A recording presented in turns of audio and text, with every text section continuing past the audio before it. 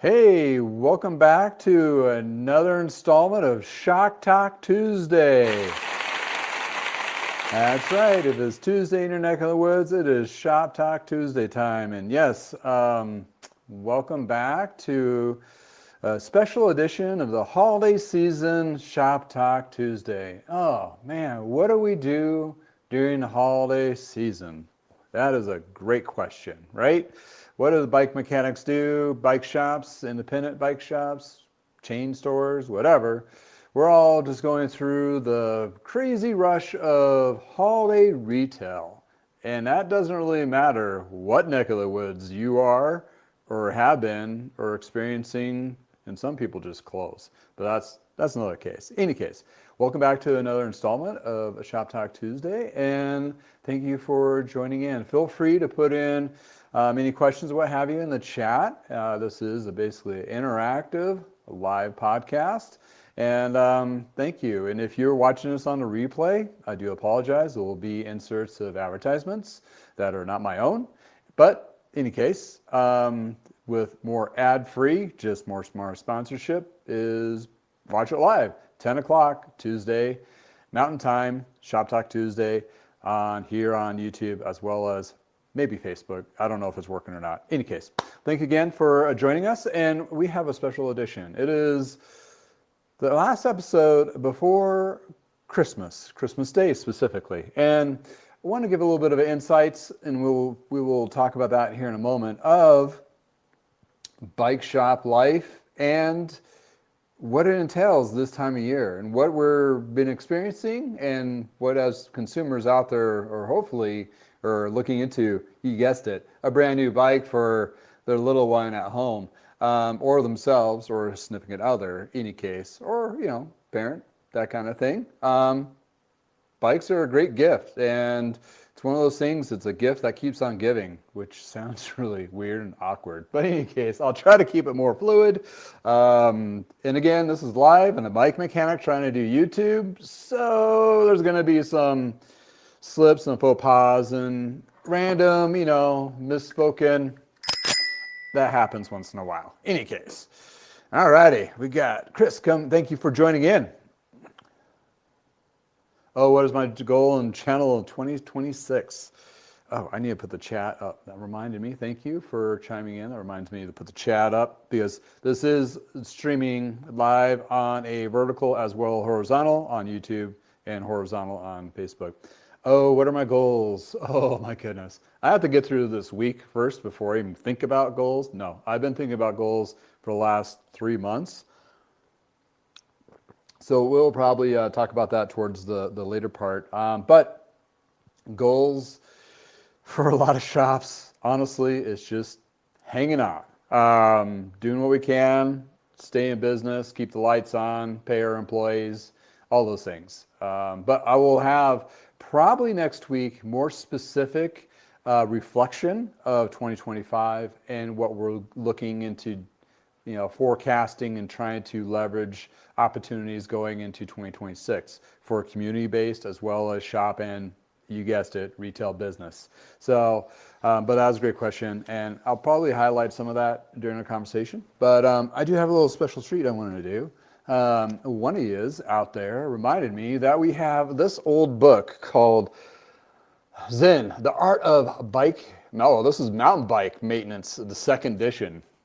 This has some goodies, but we're just using it as a prop because I want to tell you a little story about going back in time, and a time that pretty much, that's a little funny bit that I just kind of curated, a little scripted, but I hope you enjoy it. It's about Christmas and Christmas Eve and us parents, whatever your family, nuclear family is, somebody is somewhere trying to put something together wee late night on before Christmas morning. So I got a little story comprised of a little funny narrative of experience of a bike mechanic doing their thing. But before that, I want to at least tell you about today's sponsor, which is Bicycle Wheel Warehouse, which Bob the bike rep is repping right now in the back behind me. I can't really see him. I'm blocking his way. There you go. Bob the bike rep.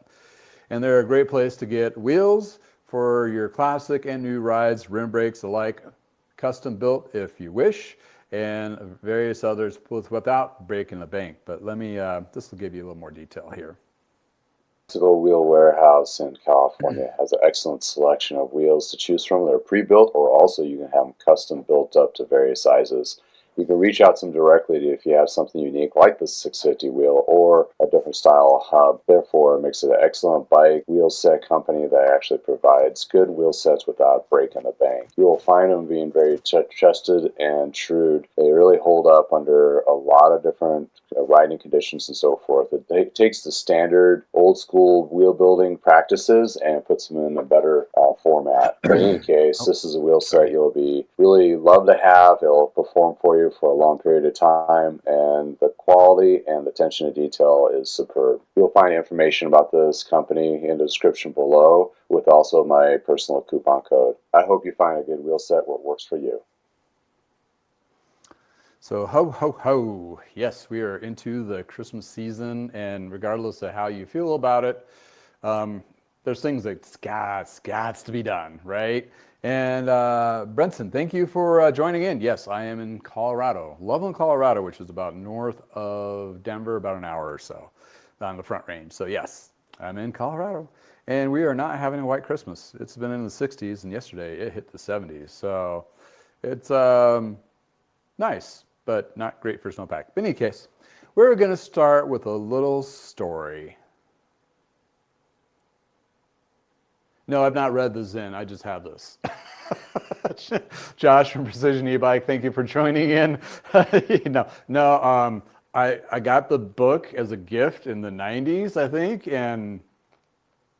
or maybe it was left over from the bike shop to sell, and I never read it.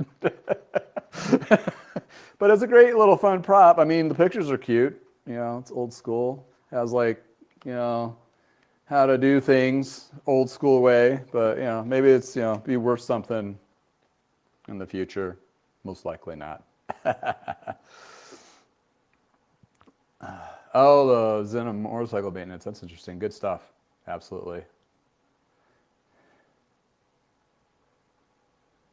Alrighty. So we are going to start with our little Christmas story. It's one of those things where you sit down in front of the fireplace, which I don't have a fireplace, but I have a nice little bike shop prop that's lit up here. It is my daughter got it for me for Christmas, so just for a show like this. And it's basically a story about a night before Christmas, the bike mechanic story. So we're going to start off as the night before Christmas, all through the house. Nothing was stirring, not even a mouse, except for somebody then clinking and clanking in the garage, trying to put together something for Christmas morning for little kids to smile and go, aha. So in any case, I do apologize if this doesn't come out quite true. All right, pull up a chair, warm your toes. Another Christmas Eve is here. Another mug of something potent. No, it's just coffee. This time of year reminds me of a tale of desperation, of courage, a sneer, unadulterating terror of parents on Christmas Eve. See, most folks think Christmas magic is about reindeer and elves, but let me tell you, for us mechanics, the real magic is in a dimly lit garage, fueled by coffee and the sheer will to avoid disappointing kids' faces on Christmas morning. Yes. It was a few years back. The phone rang. Oh, man, this book is heavy. About 11:30 at night. It was late, and I was about ready to settle into my own spirited hot cocoa and everything, into my own bed. And on the other end was a voice, rearing of panic and despair, saying, "Guy, it's me, Frank." Remember that bike I bought for little Timmy, from that online retailer? Oh, direct to consumer. Yes, a lot of us are going that direction and it's becoming more prominent. Case in point, that's what we'll be featuring a little bit later. Now, you got to understand, buying a bike online is like playing Russian roulette with assembly instructions written by AI or other than, or poor translation or lost in translation. You ever saw that movie? Anyways, I reframe. And Frank, bless his heart, Frank's idea of toolkit was a butter knife and a pair of rusty pliers. Ooh, all of us have one of those friends, right? He tells me, Guy, I've been up for hours. This thing is a jigsaw puzzle designed by Satan himself.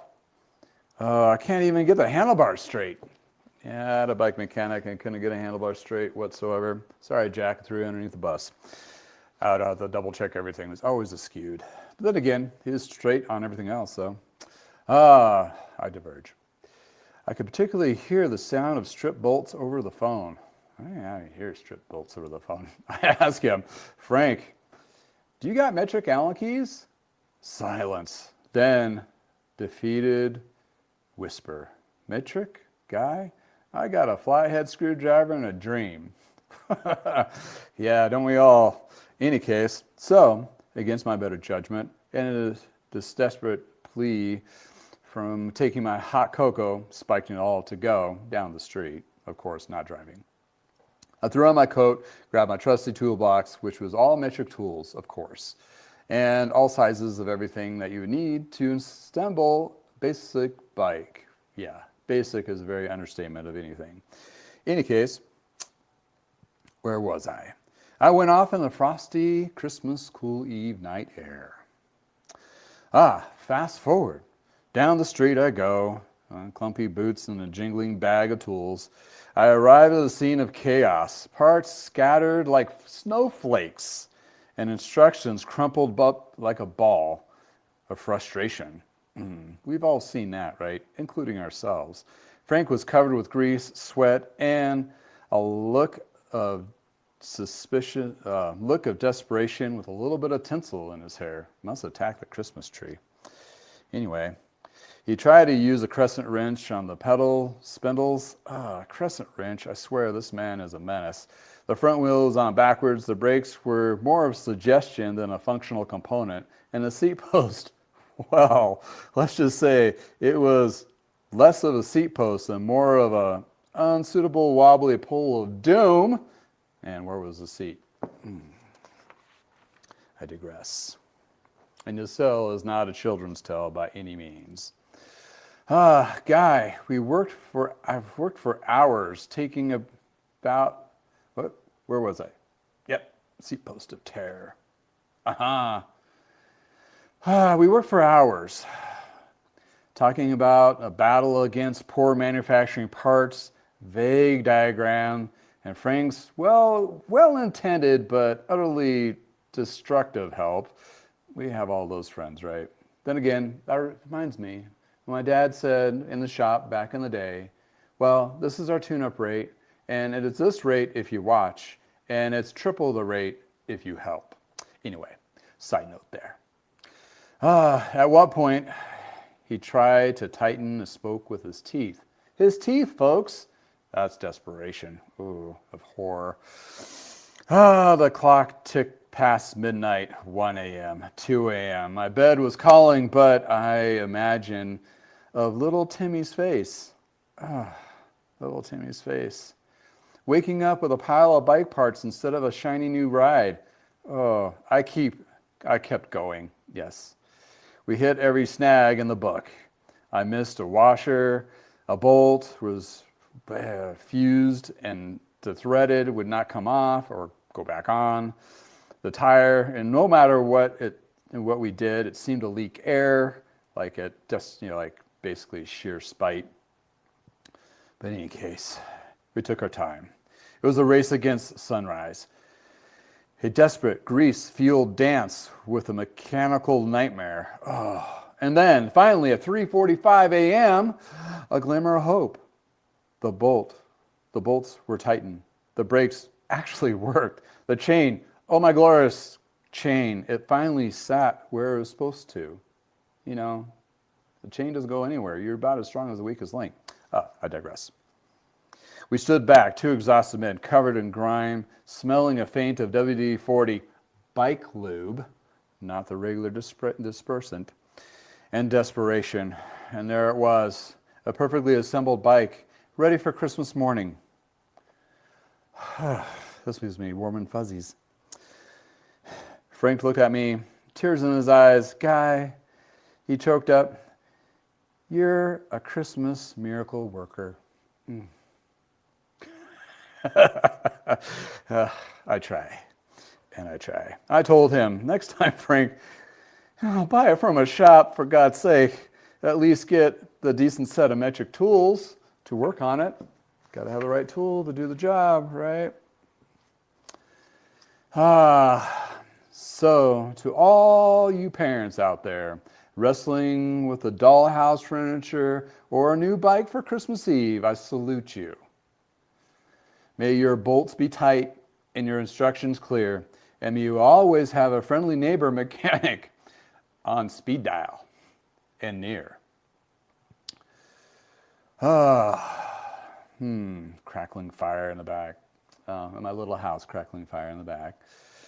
Oh, Merry Christmas to everyone. And remember, sometimes the best gift comes from a little elbow grease and a lot of cursing. And for some, a lot of liquid courage. Anyway, thank you for all, and have a good night. And hopefully all your bikes will be assembled perfectly for Christmas morning delight. Oh, I just made that up. In any case, thanks for hanging out with me, and thanks for reading from the Zen of Christmas Horrors. In any case, that concludes my Christmas story, and on to the show. For popular chain process or waxing of vital bike chains provides brand names like Shimano, SRAM, and various others to be cleaned in high detailed 5-step process and then waxed to your professional level with either speed chip or endurance chip, which has been proven to have better performance and better lasting events and recreational riding. It takes care of the messy process, and all you have is the clean waxed chain ready to perform. Check them out. Discount code with a link below. Yeah, you can find all the compile of links, well, basically through my website on preferred or approved partners, any kind of thing. It's a good place to start if you're looking for your bike journey. Thank you for hanging out with me on Shop Talk Tuesday. That was my little Christmas rendition, and that went a lot faster than I thought. I try to practice as much as I can. Again, I'm a bike mechanic trying to do YouTube live podcast, so good luck. Hold on tight.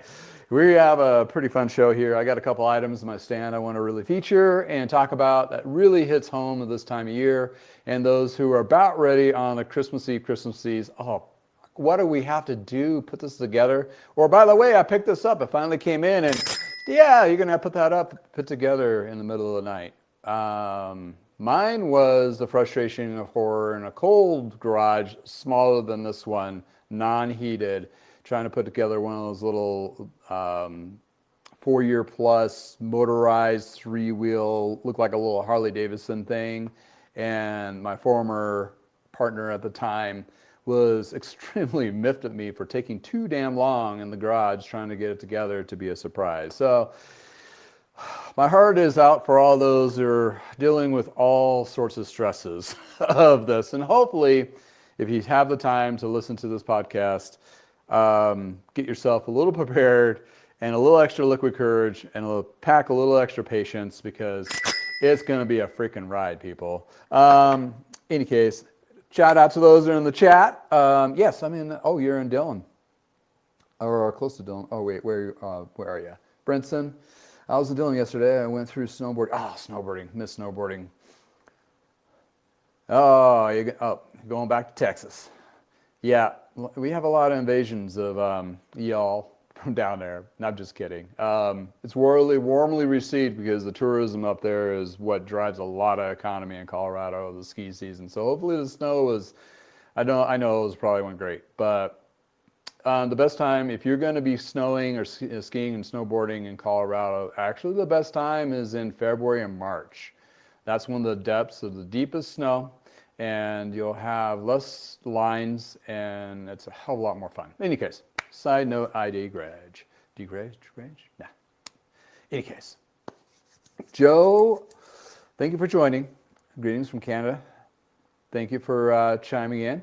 Hope you're keeping warm up there. Chiming in from Facebook side.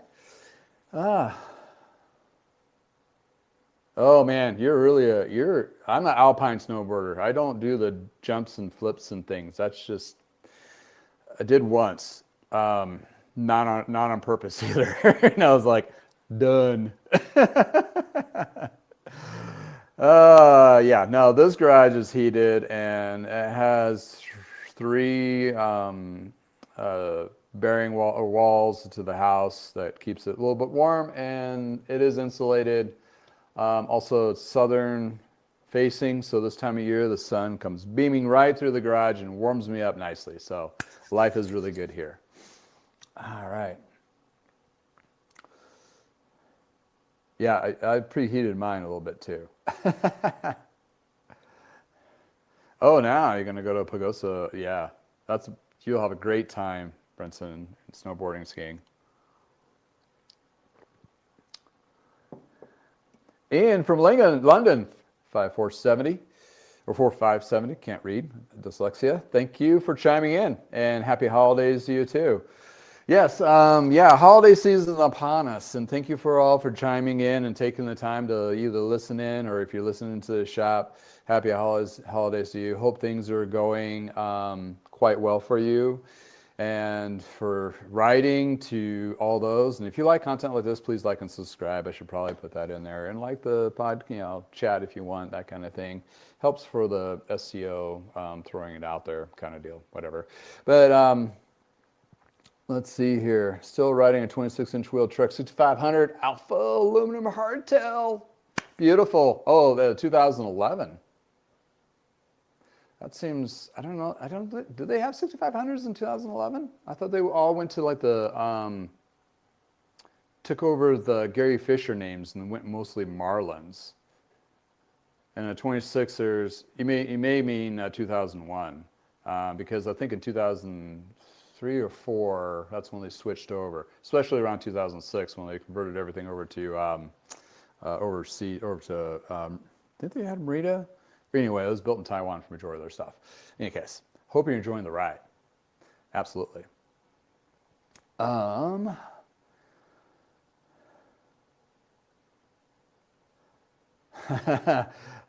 They're trying to do the big slopes. Yeah, I got good enough snowboarding back in the day to do some blacks, but that was my younger 20-something and dumb bouncing stage. So then I was mountain biking to the same slope during the summertime. So it's a lot of fun. Some of the resorts are beautiful in the summertime to do a lot of those riding, which if you have resorts in your area, you've probably taken advantage of that as well. All right. Oh, they did there? Interesting. Well, they must have had a different SKU or model spec for Europe. Some companies do that, so it really confuses me. Not to say I'm like perfect by knowledge, but what I was experiencing may be a little bit different than what you were experiencing. And it's the same experience, just different stuff. And maybe the test naming in Europe, maybe they didn't like Gary Fisher names, like the Marlin and Big Sur and all that stuff. Who knows? Or maybe they had some kind of a trademark conflict, something like that. That could be too, in any case. Says made in Taiwan. Yeah, that was probably it was definitely after everything was made overseas from Trek. For the most part, after 2006, 2007, that kind of thing. It's blue and white. Oh, it's pretty. It's a pretty kind of scheme. Keystone Ski Area was huge.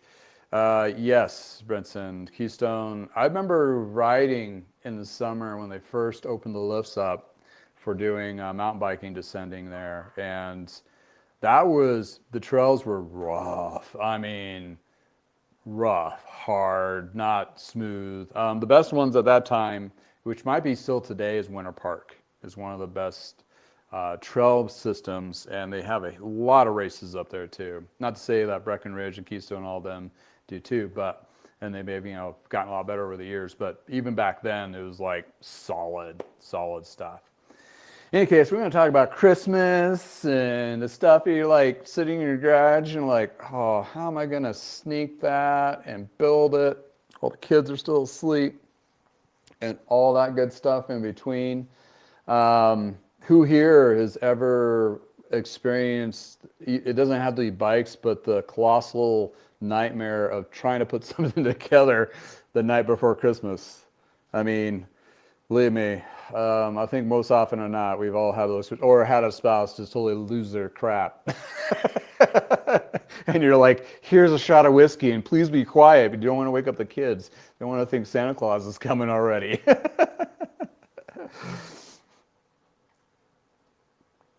Where I may find book bike maintenance for repair, I will need to study that before starting touring. Rising, no problem. Basically, I think the blue book from Park Tools. I think I have a link in my Amazon store to that. I would probably take a look at that, or just peruse all the Park Tool videos. They have a great library of technical stuff, of fixing changes and all that stuff and everything else. So, yeah, that's actually a good start. That's if you're going to be a reader versus a video watcher.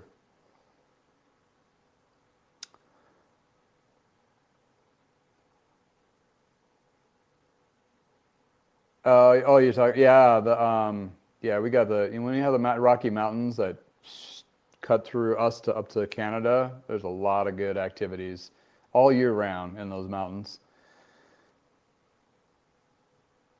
Oh, this one right here. Yeah, this is an old classic one from Bicycle Magazine. Another book that we probably had on the shelf before we went out of business. This is like 90s book. So I would go with like the blue book from for newer stuff. You can probably find something like this. I do have a list of books and so forth. Fictional reading to actual technical books too on my Amazon store. You might want to check out. It's a classic one. Had somebody chiming in. Susan up in Canada was talking about the Zen of Art books, and I was like, oh, I have one of those, and I dug it out, and here it is. Man, that's some old school, like the Mach 1s or whatever. But let's see.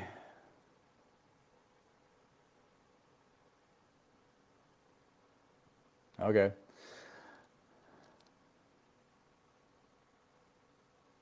All right. Andy, thank you for joining in. Awesome.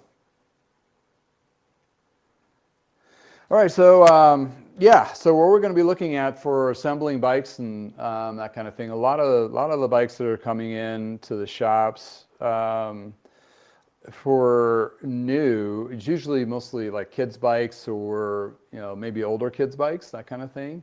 And for a bike shop, they try to front load their stores a little bit, or used to back in the day, of bikes that are more price point, impulse buying, that kind of thing. And being said is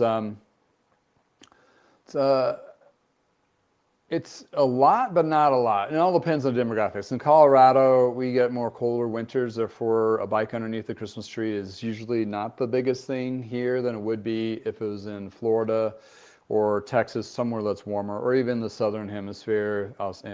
I can imagine being in Australia, New Zealand during Christmas would be in the peak of summer. But in case, that probably has more of a impact for like, hey, it's Christmas, and the classic picture of the kid flying down the stairs. I don't know if I have one of those. My dad had one once of like the Schwinn advertisement of the kid. It's Christmas time, and there's a big cruiser down there.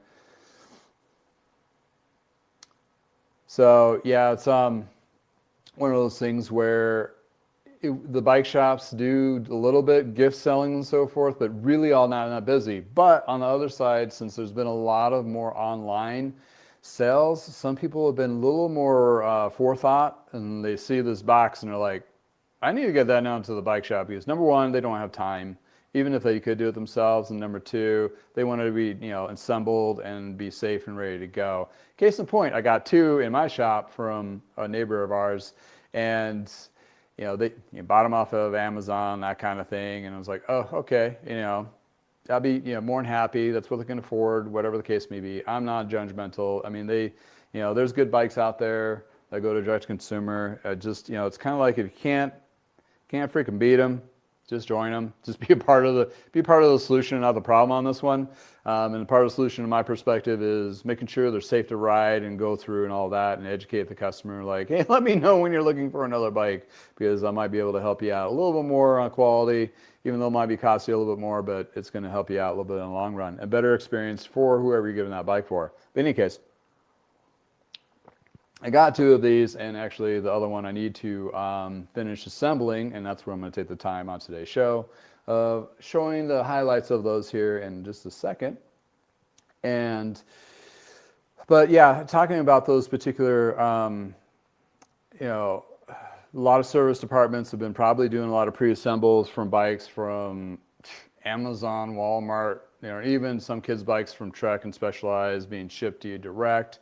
That kind of thing. So it is a big gift season, and bikes, you got to remember, they're, you know, for a consumer perspective, they're complicated more than you think. Even the simplest ones that I have on my stand right now could trip you up. And at the end of the day, you wanted to make sure it's safe to ride, because you don't want poor Timmy in the story to get hurt on their first maiden voyage down that driveway of icy hell and hurt themselves. So always remember, try to make sure they have a good fitting helmet, well padded body parts, especially if they've been riding before, and give them a couple keynotes on a bigger bike or what have you, being more familiar with that bike before you just launch them out. I mean, some kids will just get on it and go. That's fine if they know what they're doing, but then again, there's a lot of safety issues with that. You know, cycling is, there's an underlining of danger there for sure.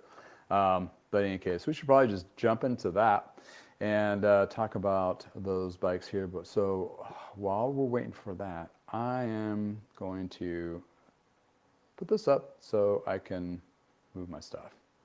Shop on Amazon. I do have a Amazon store, like the latest pick, basically, of products that are on sale, that kind of thing, and various other parts that and tools and so forth that I suggest using within those particular categories. Check that out. Go through, and even if you don't buy the product that I suggest and you find something else that fits your needs better, or your grocery list, or whatever you end up buying, I get a little kick. So that's a good opportunity for you to get something, and I get something to help support me doing what I'm doing. All right, almost there. That needed to be longer. I would not need to move my lights, but it is kind of cloudcast today, so I need to move those so people can see the little space heaters so my little tootsies don't get too cold. And yes, I'm still in my pajamas. It is that time of year, and here we are. Try to get everything centered so those in vertical stream can see what's going on. Awesome. All righty. Well, thanks again for hanging out with me on Shop Talk Tuesday. And this little blue gem here, it's pretty cool, and I do have right behind you is BMX. They abbreviated Sting, not a Stingray, Schwinn, an old school Schwinn, but new, out of the box. And it had some very interesting features to it, and I'll pull that here in a minute because we got some time. Because my little story went faster than I thought. Hope you enjoyed the little story time at the beginning of the show here. If you missed it, get a chance, come back to it, loop back. It's a little Christmas story if you're just joining us. But yeah, thank you for joining, and thank you. I hope everybody has good holidays ahead of them, spending time with friends and family. And hope you get all the goody treats. Me, I'm just looking for the food. Got to keep this going. Anyway, it is the season, right? Yeah. So I already pulled it out of the box, and it's a BMX style. And what they wanted was a transition out of coaster brake to hand brake, which is a scary thing. And oh, I forgot my coffee. That transition goes to, a freewheel, which in other words, they're going to pedal backwards and it's not going to stop when they do that. So that's the golden nugget right there to teach the kiddos that you're going to have to stop with your hand, or Flintstone style, one of the two, which all of us have had that experience, I'm sure. And so with this little blue gem, the box wasn't identified by any brand name, and it has a V up front. I still don't know. I try to look at, I still don't know what the brand is specifically. But looking at the general portion of it, it's a steel frame. It has an alloy through a headset style, hand brake with a U brake style in the back. I'll show that here in a second, give you a different angle. A one-piece crank versus a three-piece, and your typical BMX. Actually, I do need to switch this so you guys can see a little bit better. Maybe I can go more on the vertical side, or not vertical, but over here. Earthquake. Oop, sorry, you hit the garage door literally on the top, or the ramp. Me and tripods, I swear. Okay. All right, so this is a better angle for those who are on vertical stream. Okay, so what we got is a headset versus the adjuster threaded nut style back in the day. One-piece crank, which means the one piece goes through the whole crank set, and then you have the chainring bolted here, three pieces like your mountain bike and so forth. These have been around since the beginning of time. So right off the bat, when I pulled and unpacked it, I really just unpacked it and put the bars on there. So the bars weren't on there, so it's the 4 bolts up here, so I tightened up. Other than that, I really just took the wrapping off of it. The front wheel on this particular one it's an aluminum rim, but it's a single wall, which means it's not as strong versus a double wall cavity. But the things that you really check that don't get hit on a lot of, when they suggest you can assemble it yourself, and I think I'll flip through the manual. And the funny thing on this one, the manual is already missing the L. So what else is missing? In any case, the hub on this one's not too bad, but the other one I worked on, both the hubs, front and rear, were too tight. So you can just feel the bearings, crunch, crunch, crunch, crunch. So the idea is as smooth as possible and not loose. So that will need to be addressed and adjusted. And the headset was the same, and this one was here too. To adjust these, you got to loosen the side bolts here and adjust it with the adjuster cap on top. This one has a little plug on top where you're like, oh, where's the bolt? Well, it's underneath this little plug, and that's how you can get to it to adjust it, that kind of thing. So, but you need to loosen the anchor bolts first. Watch some videos on that if you need to. So have your phone with you and YouTube up and be able to adjust hub. Because quite honestly, these little lost in translation manuals may have something in there, but it's not going to make any sense probably in your language. So most likely it'd be better off just to YouTube it up, how to adjust the front hub, how to adjust a headset or a headset on a BMX bike, how to adjust a one-piece crank. That's going to be your best bet. And how to adjust, identifying what the hell brake this is a U brake. These were really popular in the 90s, or early 90s, late 80s. They worked okay. On this one, I mean, these kiddos are probably 70 pounds wet. So you don't need a lot, but you need to have them to work efficiently enough. And honestly, the brake was pretty good set up. So this particular bike, with just a couple little adjustments, probably okay. On the other bike though, the crank was so tight, it barely moved. The chain tension was super tight. The rear hub was grindy, as well as the front and the headset. All the bearing surfaces had to be redone. I pulled them back a little bit and shot some grease in there to smooth them up and put them back. So on BMX single speeds, and a lot of people may not know this, especially those who are not in industry, the chain ring and the freewheel, there's a little freewheel, they're not perfectly round. So when you're spinning backwards, you'll have a tight spot. And that's where that tight spot, you want to adjust that by these anchor bolts back and forth, so you have just a little bit of flex, not too much. Then when you do pull it, it'll be more sloppy. So you're trying to find that happy medium. Reason being, if it's too loose, that chain's going to jump off. If it's too tight, it's going to mess up your drivetrain over a period of time. So got to get the 15 millimeter. And again, these are all metric, regardless of where you buy your bike. Most cases they are metric on that. So what I'm also going to do is I'm going to head over to the store and get some sealant for my buddy neighbor, because I know he doesn't want any flats. And these things are tanks anyway, so once the extra 4 ounces or 8 ounces of fluid in the tires to keep them from having flats and that kind of thing.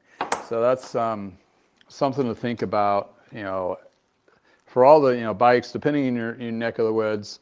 And also fitting on these, for a note, is if it's a smaller kid, you can angle these back so they can have a better reach, and adjust the seat. Always start lower than high to start off with, and that for the fitting and so forth will help have the best experience possible. And another mistake that I've seen of bikes coming back from the holidays not being assembled correctly is pedals. They've been really identifying these as right and left a lot better nowadays, for little stickers here, as in case in point. That can't get it off. Can't pull it off with my fingers. But the easiest way to do it, R is your right foot, like you're sitting on the bike, and there'll be an R and an L, and a left is on the other side. You want to put a little dab of grease on these guys.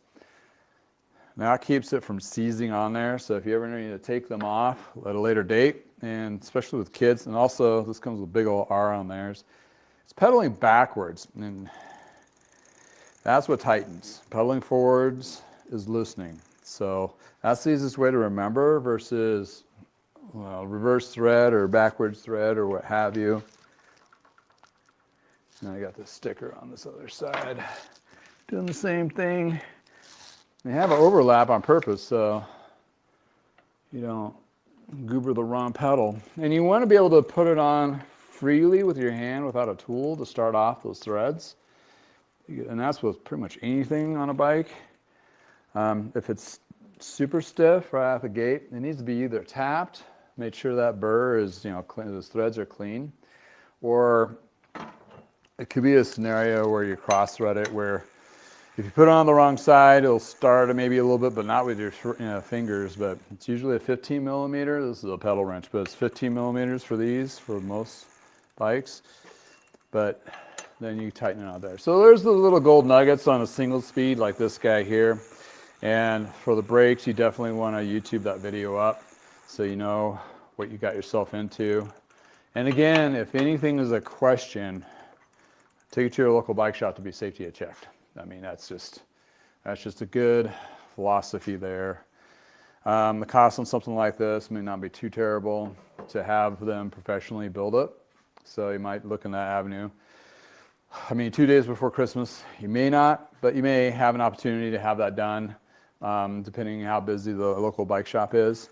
But in my years past, it really hasn't seemed to be too terribly busy. So that's in my neck of the woods. It may be different in yours. And on the front wheels, on a lot of these, we'll have these little safety washers with a hook. You want to make sure those are in place. And tires sometimes on these guys are directional. So you want to keep that in mind as well on that. So all here still has a whole bunch of Christmas shopping to do. I do. I'm going to be busy. Oh, this is a little tight. Interesting. These forks can get muddled up too. Oh, spacer's in the way. There we go. Get that little hook. This one's the kind of gap on the fork. That's where it's designed to go. These are safety. Keep the wheel on if the bolt comes loose by chance. And that kind of hard to do in this angle, quite honestly. And these are 15 millimeter as well. And you want to tighten, make sure they're both equally tight, both sides. And you want to make sure it's running smooth, but not loose. And when the front wheel's on, then you can adjust the headset on the ground and also double check the alignment of the bars. So you really don't really fuss with that until the end there. So yeah, later today I'm gonna go grab some sealant. They're gonna pick it up probably sometime tomorrow. Put some sealant on the tires on this one as well as the Schwinn that I worked on, that kind of thing. So this is not too bad. Actually, this is probably better than the brand name Schwinn one that I have over there. The other tricky bit is the freewheel on this one doesn't have a specific key to take it off. So it's almost, once it's put onto the rear wheel, that's it. It's not going to come off. Then again, kids' bikes like this, they'll run them into the ground. Will this one take a duration of another kid, like a hand-me-down or a donation? Possibly. It is a steel frame. It has a little bit of chunk to it, but not too bad. And is this a 20? Or did they go a little smaller? Yeah, this is a 20-inch wheel on this guy here. So you can, customize it if you want for a kiddo to put pegs on there. This one did not come with pads. It did come with a chain guard though. Various other bits. It did come with like a funny little sticker kit. So you can get some little stickers on there. And reflectors. And this one really cracked me up because it came with some tools, which is, that would have helped the guy, Frank, in the story. Also comes with a pair of really small gloves. I don't know. I mean, maybe it's for them. No, it's not. They're not riding gloves.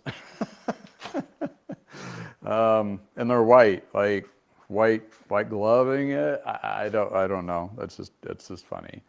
But yeah. So at the end of the day, you want to make sure all the bolts are nice and tight and safe to ride. Actually, not too bad, quite honestly. And I've been working on bikes for a long time, and this one is actually not too bad. For safety, if it's adjusted right and fitted right, it'll be just fine. They didn't want to spend a lot of money on them and that kind of thing. So that's what we got. That's what we got on this guy. You do need a pump too to air these up because most cases they will have lost air and being transported over, or they just don't put them in a full inflation because of them deflating or causing damage, whatever, popping maybe. I don't know. They always seem like they're low anyway. Grease points, you can, the chain will have a manufacturer grease on it, so it'll be okay. You can use the drip lube later. A lot of people have gone to wax chains. Wax chains, this is a great time to take the chain off, wax it, get it prepped, put it back on. Super clean, and they won't get grease marks on their legs and track it through the whole house. That's a nice thing there. And that's where that Vital bike chains will come into play, either on your bike or even single speeds too. So that's something to think about as well. But yeah, that's what we got on this guy. After the show, I'll probably do, obviously I'm gonna do the sealant on it and double check everything one more time because, talking and working is probably not my best. Making sure, and always, even though I am one dude in the garage doing my thing, I do look at a bike again like I didn't ever see it, like double checking it, making sure and everything, and test ride it. Unfortunately, my chubby butt, I think it's too heavy for either of these bikes to test ride.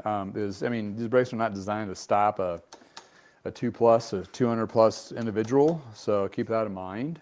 So you dads or other parents out there jumping on those bikes. Reminds me of the scooter days when the first Razor scooters came out. Dad would jump on them and go down the driveway, hit the curb, bam, before they know it, they're in the ER getting their hands fixed, according to a hand doctor I knew at the time. And also snowboarding was really a thing against breaking hands. In that case in point, my wife did break her wrist snowboarding at one point, and she has some titanium in her. But anyway, so that's kind of like a feature. You don't have to be totally afraid of direct-to-consumer bikes if you're buying. Just do a little homework if you can. Check the reviews is usually a really good suggestion. Make sure they have a good return policy if it doesn't turn out to be the right color or something's wrong with it and all that kind of stuff. So yeah, you want to keep that in mind. But you can find a pretty decent, okay bike to last them for the hot minute they're going to have it until they outgrow it. So, and when you're looking at the big brands, unfortunately they don't have inexpensive price point kids bikes, and not that they carry very many of them anymore because they don't really sell. They do have some high elite ones, which kind of really baffle me, but I guess there's some markets for it, of course, because they still keep building them, they keep selling them, so somebody's buying them.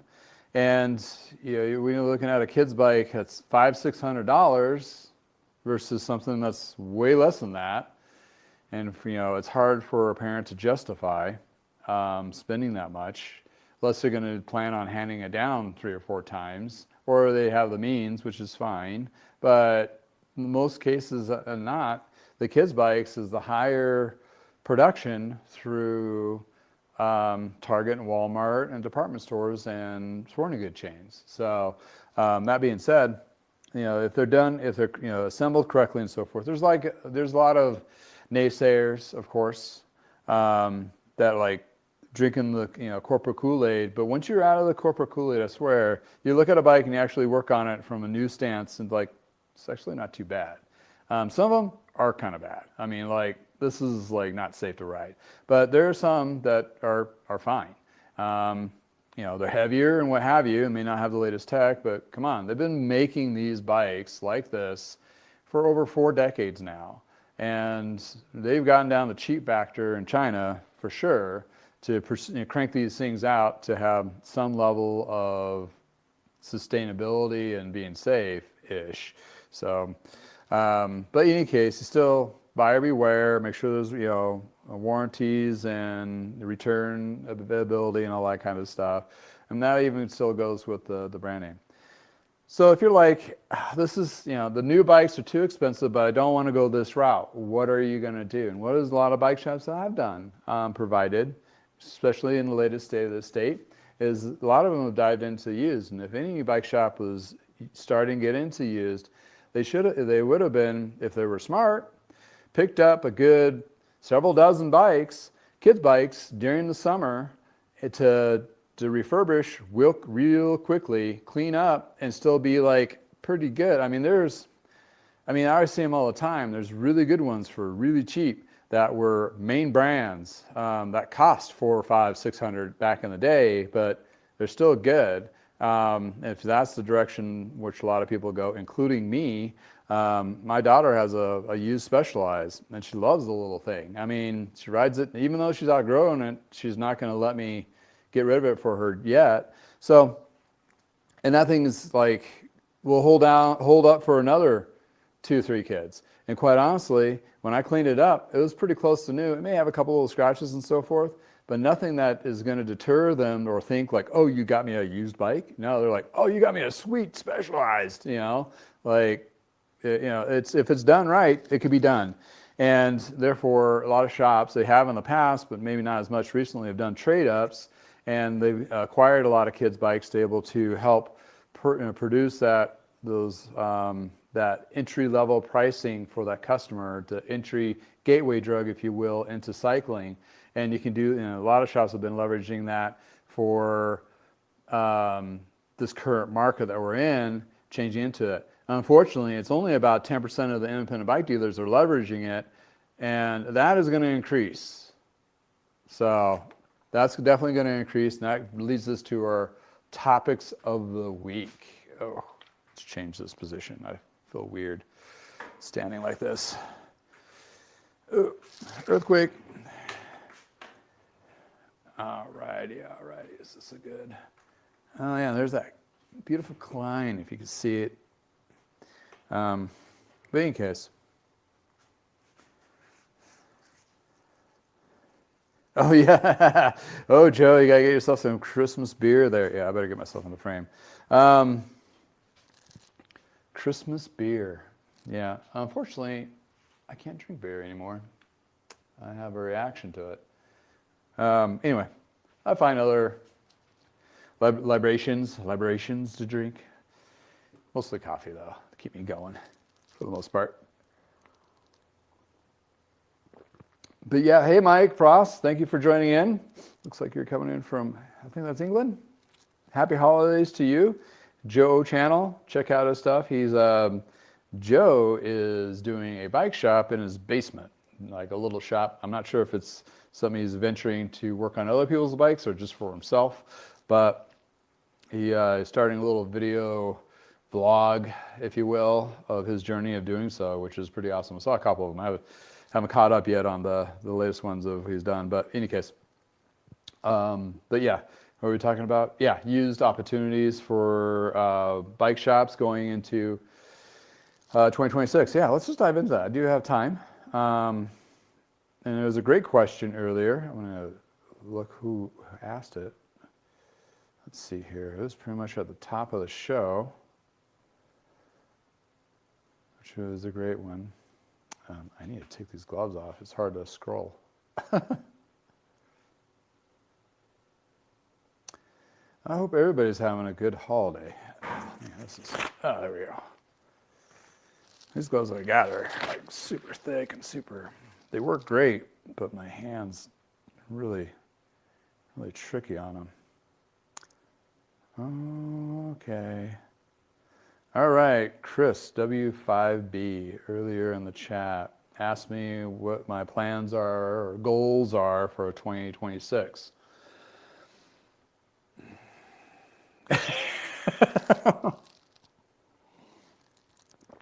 That is an excellent question. I'll probably go in a little more detail coming into next week because, it's closer to New Year's where you do a lot of reflection. Then we start trying to dive into, what happened, what are we doing now, and what are we planning to do for the next year. Actually, this is the time of year where a lot of shops should be hopefully thinking, if they have the opportunity, to think about what's the 2 to 3 year plan. And it can and will change, obviously. We've been through so much weird disruption in the last 3 years. If you asked me 3 years ago what I'd be doing and what my business would be looking like, I would not have known it would be what it is today. Crazy. The biggest direction is a lot more service oriented versus refurbishing bikes, more frames and parts sales versus full bikes. And I got obsessed with YouTube. And social media. So that's the direction where I've gone. Probably a lot more of the same, but what we'll really be doing in the last 6 months to 9 months is digging deep and going, what has actually worked in a profitability stance and also community building with our shops. And that's what a lot of us are going to be looking into and try to lay out the groundwork of what events we want to do, which ones we need to cut, what process of business are we going to need to look into doing more of. A lot of it's going to be more service heavy because that's where the dollars are being spent right now. And used frames, parts, wheels is another perspective of selling products. The inventory that's new coming in is really fuzzy, honestly. You may not be, as a bike shop, regular bike shop, traditional bike shop, doing preseason orders. I've heard stories of They're not getting everything. Everything's been limited, and the prices have gone up or gone weird. There was a huge article under the radar about, I think it was Fuji and SC and Breezer, which is owned by the same company. I'm trying to find the article now. There it is. Which just landed yesterday. I'm talking really slow. I don't mean to. I'm sorry. Because I'm trying to think and scroll at the same time. Which is PGW. And I got to reread this article again to kind of unpack it. I saw Fuji and SE and Breezer at Cabda bike show last March in Las Vegas, and the lines looked really good. We used to be a Fuji dealer back in the 90s. We had a Fuji rep, which looked like part of the mob. And he had a Mr. T starter kit. For the life of me, I'm forgetting his name. But I don't know, back in the 90s, you'd have bike reps that never looked like they had touched a bike in their life. But in any case, they're owned by another company now, which is, it's like a collaborative. Is it ASI, I think it is? No, it's Bike Co. So Bike Co owns them, and they're working with PGW, which is Global Worldwide, or Pacific Global Glory Worldwide, which I'm not even familiar with them. So reading the article is like, okay, I'm going to have to do some digging and figuring out. Most of their people work remotely, apparently, and maybe I can try to get a hold of this Murit. He's in Colorado, so in my neck of the woods. Maybe he'll take a phone call. But in any case, this is a lot of, this is more on distributing side and disruption and kind of getting product in the United States, what I'm gathering from this article. So going back to disruption of inventory going in, it makes it really hard for a lot of bike shops to forecast what models of bikes and what bikes are going to carry and what price points. And even then, when our current state of the state, it's so weird that none of the numbers work going into the next season, just like what COVID did. Because I was working for a retail toolkit with is the algorithm that based off of your 3 years of sales of inventory in different categories and with various others, and you can go deeper and gives different weights. And it was a great program, which is now owned by Kickstand, which is smart e-tailing here in Lafayette or Boulder area.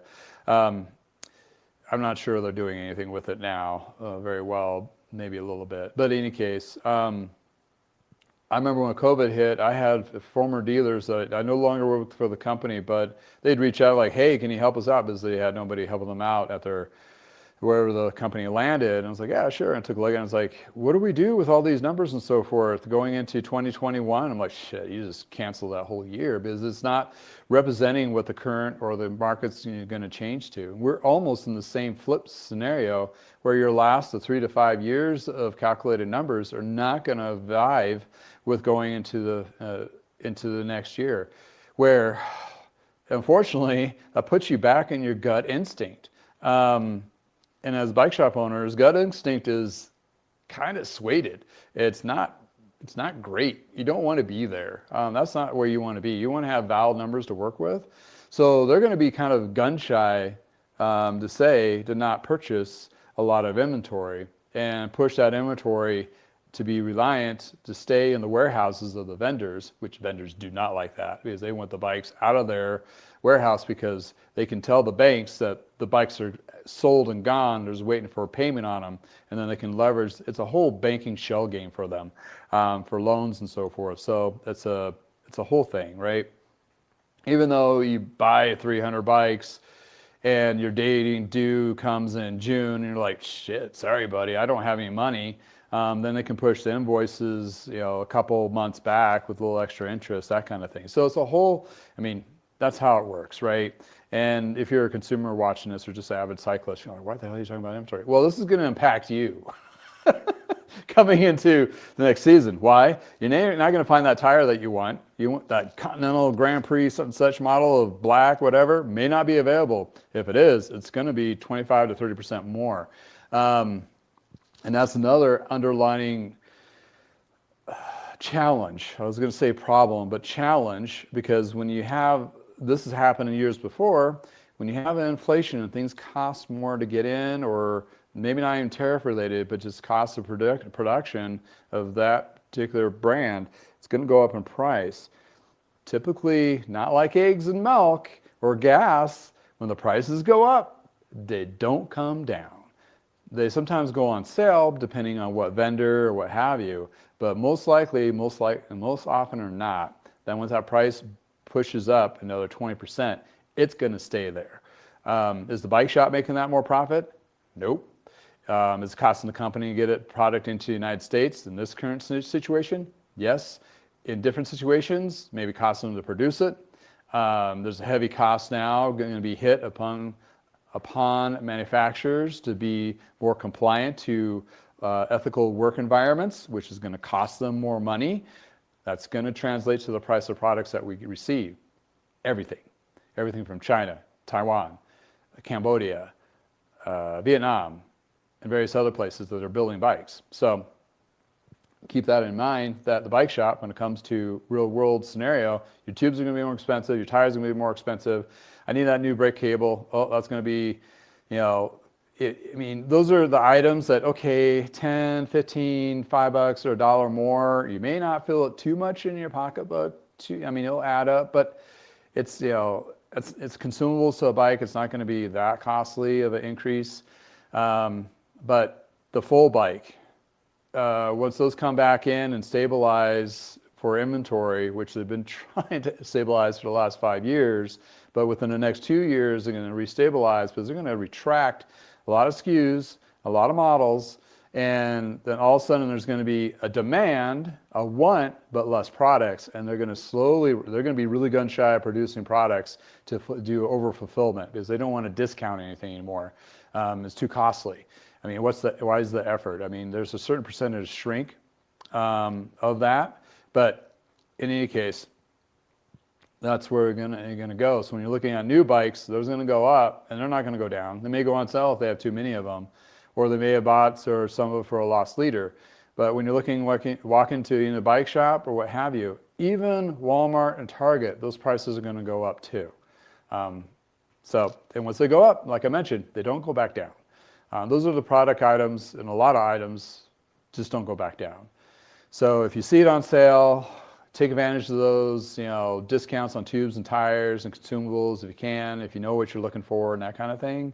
Not to say there's not going to be deals out there. There always is. But the thing is now the bar's set up higher, then it's going to feel like a deal, but it's actually just going back to the original price of where it was before. In this scenario, like before, you'd be like, why the hell are you doing this? Because there wouldn't be any clear understanding of what's really happening to the market and the cost of making things. But here in our scenario, especially in the States, we know why. And it's changing day by day, and there's no consistency to it. So it's kind of shooting in the dark, trying to figure it out. So going into 2026, for me, luckily in a sense that I don't sell new, so I'm not disrupted in my business for the most part. Let's say, cables and housing, tubes and tires and various other things for consumables for doing repairs, but I just turn that over to the customer, and that's what they pay that little extra money for. Or they buy the parts themselves and they bring it in. I'm here for the labor. Here's the other thing, and I alluded to this last week or last Friday, that prices on labor rates are going to go up too, because our cost of living has gone up, and bike shops are going to have to raise those rates to support the staff to be ready for service orientation or service heavy industry going into the next year or two. That's where you're going to see a price increase, and that is not going to be discounted or lowered any point after March or April. So take advantage of those tune-up specials in January and February on all your bikes. Keep your bike shop busy, they're going to give you a discount, plus you get better quality work usually because those bike mechanics are not stressed out because they're in season, and then you're going to miss the rush, your bike is ready to ride, and you have a little bit of discount and better quality tune-up. Because after that, it's going to go up. It's not going to go back down, and you may not see discounts next winter. May or may not, and if they are, they're going to be less aggressive. Right now, bike shops are leveraging service so much to keep them going and keep the lights on. It's something they have to keep working on and keep pushing and marketing and so forth going into the next year. That's the only thing they have a tangible grip on and understand is the service aspect of their business. And you bike shop people that are watching and listening to this, you can go definitely thumbs up. We're right there. Or let me know in the chat like, oh, nope, not for us. We're selling a whole bunch of $5,000 bikes. I'm like, okay, great for you. Are your margins being eroded though? Or you're anticipating it being eroded here soon? Or you found some great deal from a great vendor, let me know. And then we can share like, hey, everybody's going to go with this vendor because they actually have products and they're keeping the prices low. Well, I think you're going to find it's going to be more often and less of that. Kind of nuts. And when I'm looking forward to it, it's going to be, for me, it's more community building. And that's kind of crazy for, you're looking at a guy on YouTube, it's like community building, and you're like thinking YouTube and becoming more subscribers and all that. It's like, sort of, yeah, sure, absolutely. I mean, that is kind of the direction of my business is split to, of course. But building a community locally is other thing that's a very big focus because they're the ones that are keeping the lights on. The tune-ups that are coming in and buying bike parts and frames or what have you. That's what keeps this roll and go. So yeah, diving a little more into service, more community building, doing events, helping other bike shops in my local area as well as abroad. Those kinds of things is what hits my heartstrings and what I'm shooting for. So it's not just a power grab for more money. No, well, there's no money like that in my level of business in bicycle retail, along with a lot of other retail in bicycles. But we're here for the passion. We're here for the devotion of getting people riding and riding ourselves and being part of that. So we try to give that warm and fuzzy thing, a feeling. And anybody that's been in the industry for a long time, that's what we're due. That's what we do. We don't know any better. We should, but we don't. But in any case, that's how I see my next season going into 2026. I'll probably lay out more of a defined line and detail and how to, maybe the next week's show, for those who have shops. Because even if you've been in business for 10 to 15 years, this is uncharted, well, I wouldn't say uncharted waters completely, but it's a lot different than any normalcy of retail experience that you have felt already. And there's some big gears that need to be shifted and the need investments and getting into and going forward and taking advantage or help building up the communities that need a specific thing that they're willing to pay for. That's the big tricky thingy there. But there is plans for that, and I've watched a couple industry podcasts where bike shops are not leveraging used, and they should, especially if they're in kind of populated area. Even if you're not, just order the crap in from eBay or something and just get it in. I don't say crap lightly. I'm sorry. I meant, inventory. You can leverage it. The prices are there.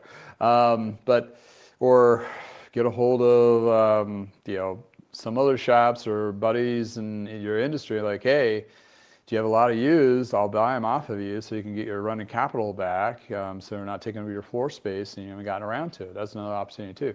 It's becoming more, bike shops are becoming more threatened to sustain and survive, so we got to rely on each other a little bit more so and to be competitive against each other.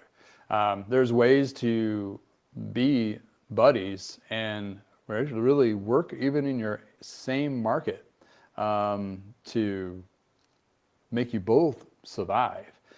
Where I didn't get that warm and fuzzies back in Parker Bikes days back in the 90s because our competition just wanted us out of business. Then that guy was a complete a-hole. any case, and I still hold a grudge. Always will to the day I die. But regardless of how his journey ended up, which he had a great failure, which made me feel a little better, but it can't be like that anymore. You know, it shouldn't be, because there's not enough bike shops, and even with corporate stores, they need to rely on their local shops to help support the community. And you know, obviously, some of those corporate stores think of we are the end all be all of everything, but here's the underlining issue with that. If any of those corporate stores are watching, TNS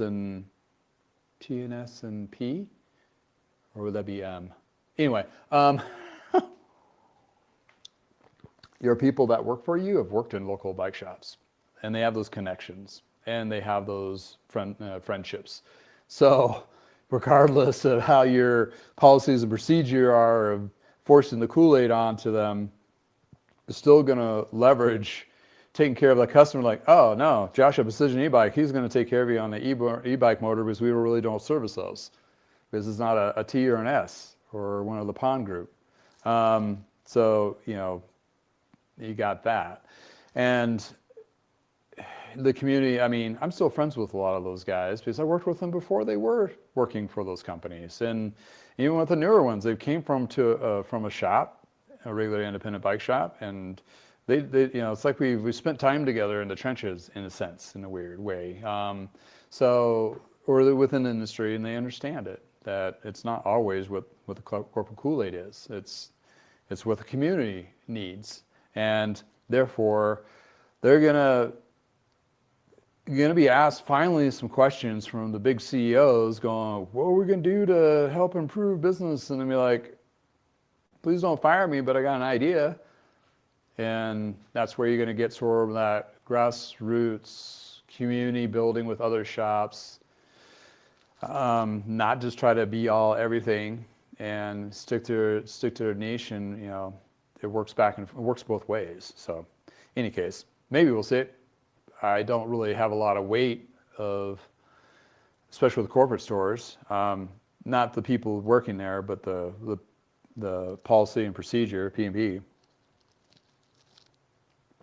But you know, the individuals will reach out like, oh, hey, I got a customer here that wants to fix up a 5200 such and such and all that, and he doesn't want to spend that X amount, or you know, you have a set of shifters that will work on those because they looked up on my website like, oh, we got, you know, the Shimano ST6500 triple shifters. Yeah, you know, I was like, oh, I'll just send them your way to have them installed. I'm like, fine, cool, that's great. And then, you know, I'll get a bike that has, oh, yeah, that crank is under warranty. I'm gonna go take it down to the corporate store because they're a Shimano dealer, and they get it registered and all that, and you know, they're more than happy to take care of those scenarios as well. So yeah, and a lot of shops, if they've been around, even if they are competitive with each other, they're somewhat friendly to some level extent, and that's where we're going to probably see a lot more of. For me, leveraging YouTube and other social media platforms, I can really highlight other stores. I'm doing this in more of a beta testing to help, you know, work on their brand, because honestly, YouTube as a bike shop trying to do YouTube doesn't work. It's hard. It's so much, it doesn't work for the bottom line. It's really hard for a lot of shops to see it or have the money to commit to it, because they have to pay somebody to be on it day in, day out and not see a return in their level. So there's going to be some opportunities where I can probably leverage those shops, some big, and go, hey, let me be your YouTube representative. We'll feature some of your stuff. We'll say, you know, go and interview your bike. I'll give my honest, cold opinion about how your bike shop is being ran, where you can improve, or just, you know, what you've done. It's really great. And community building, and get you a little bit more of a spotlight than no spotlight on your current channel.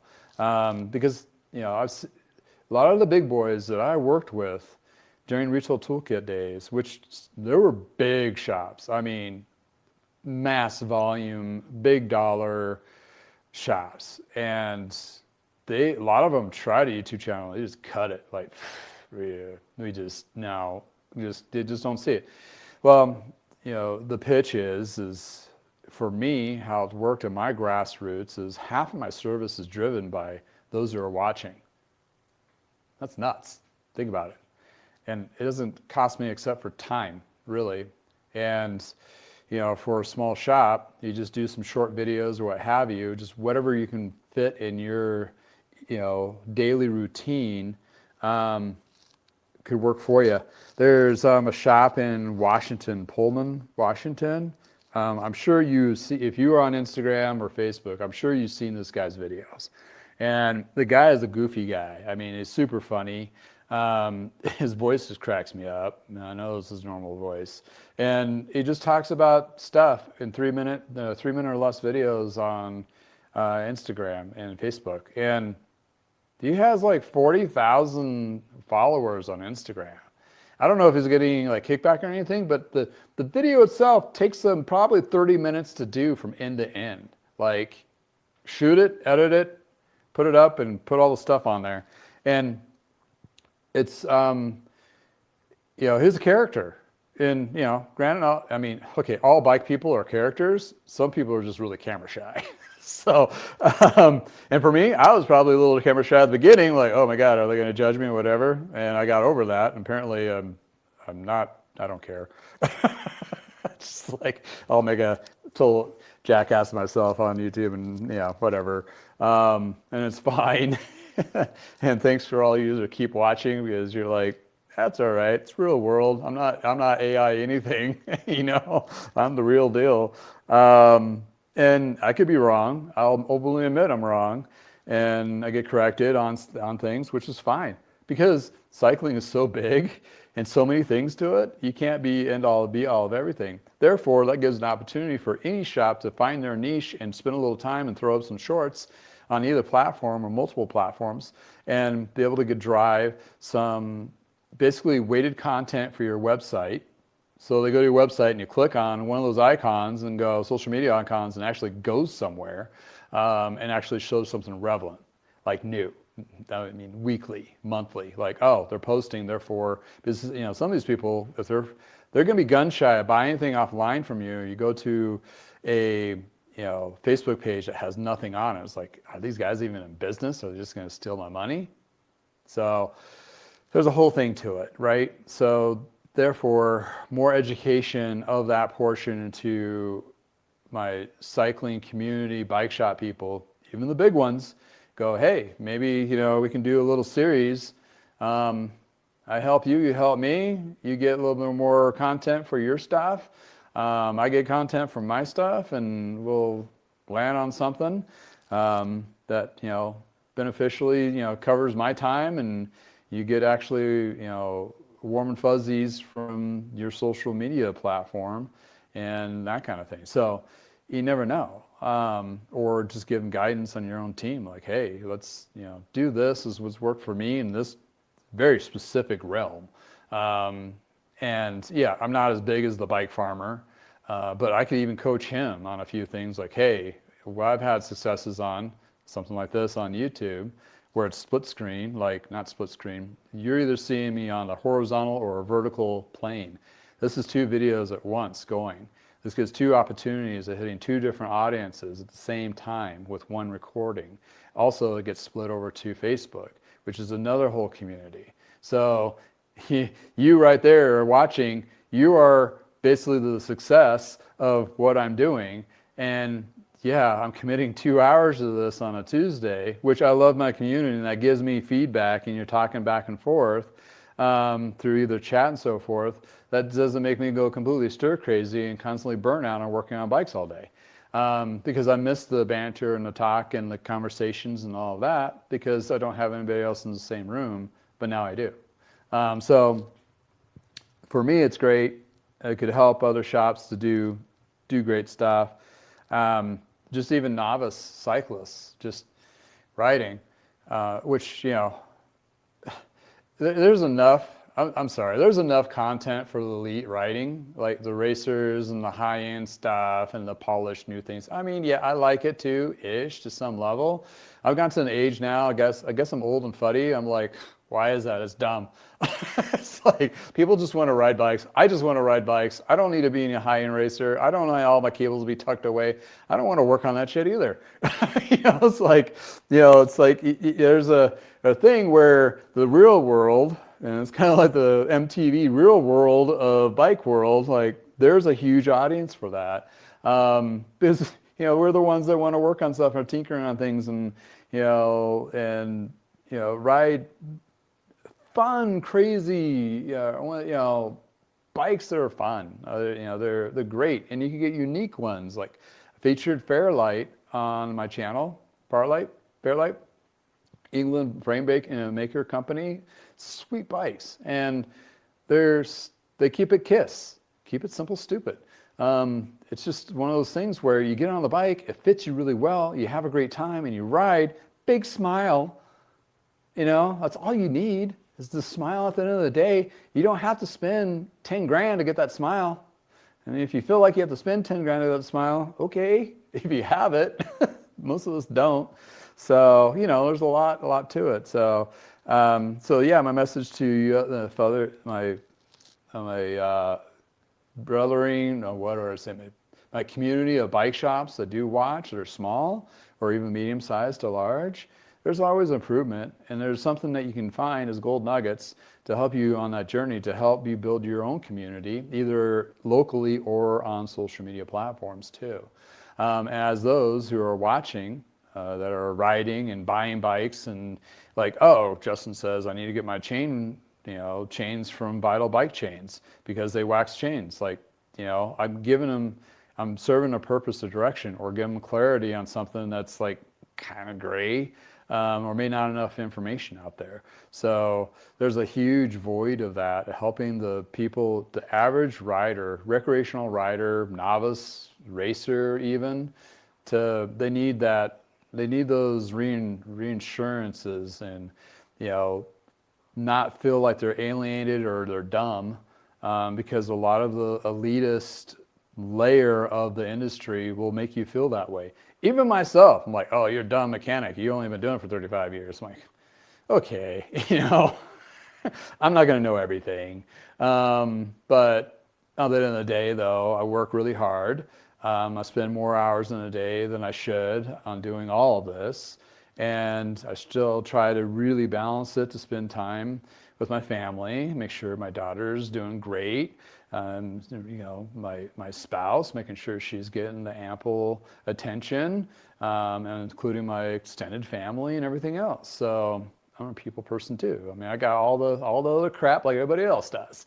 And if I can give you a moment, that gives me a moment to get out of our head and jibber jabber and have a good time, and feel good or bad or frustrated or whatever, get it all out. It's all good. That kind of thing. So in any case, well, thank you for hanging out, and thank you for watching, and thank you for, being part of, I Know a Guy bicycle experience. Experiment? Experience? It's a little bit of both, guarantee you.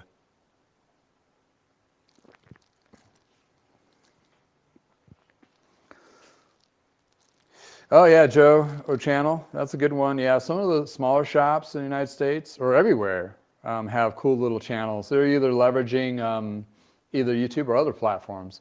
There's a couple like on Instagram that are like in Europe based. They do short little fun videos. There's one I think in France.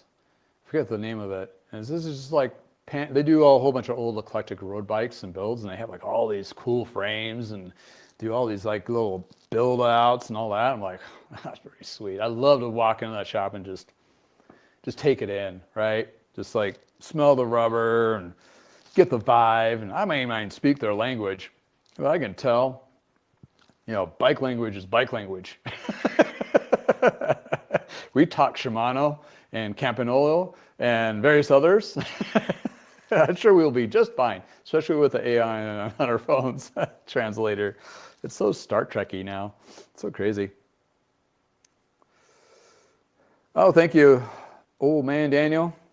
Really enjoy the chat. Appreciate you sharing your knowledge and experiences with us. Merry Christmas and the best wishes for a happy, healthy, and prosperous 2026.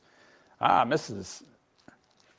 Oh, Ontario. Oh, Mississauga. Oh, I'm going to butcher that. Oh, wouldn't that be on? Is that Ontario? Is that Canada, right?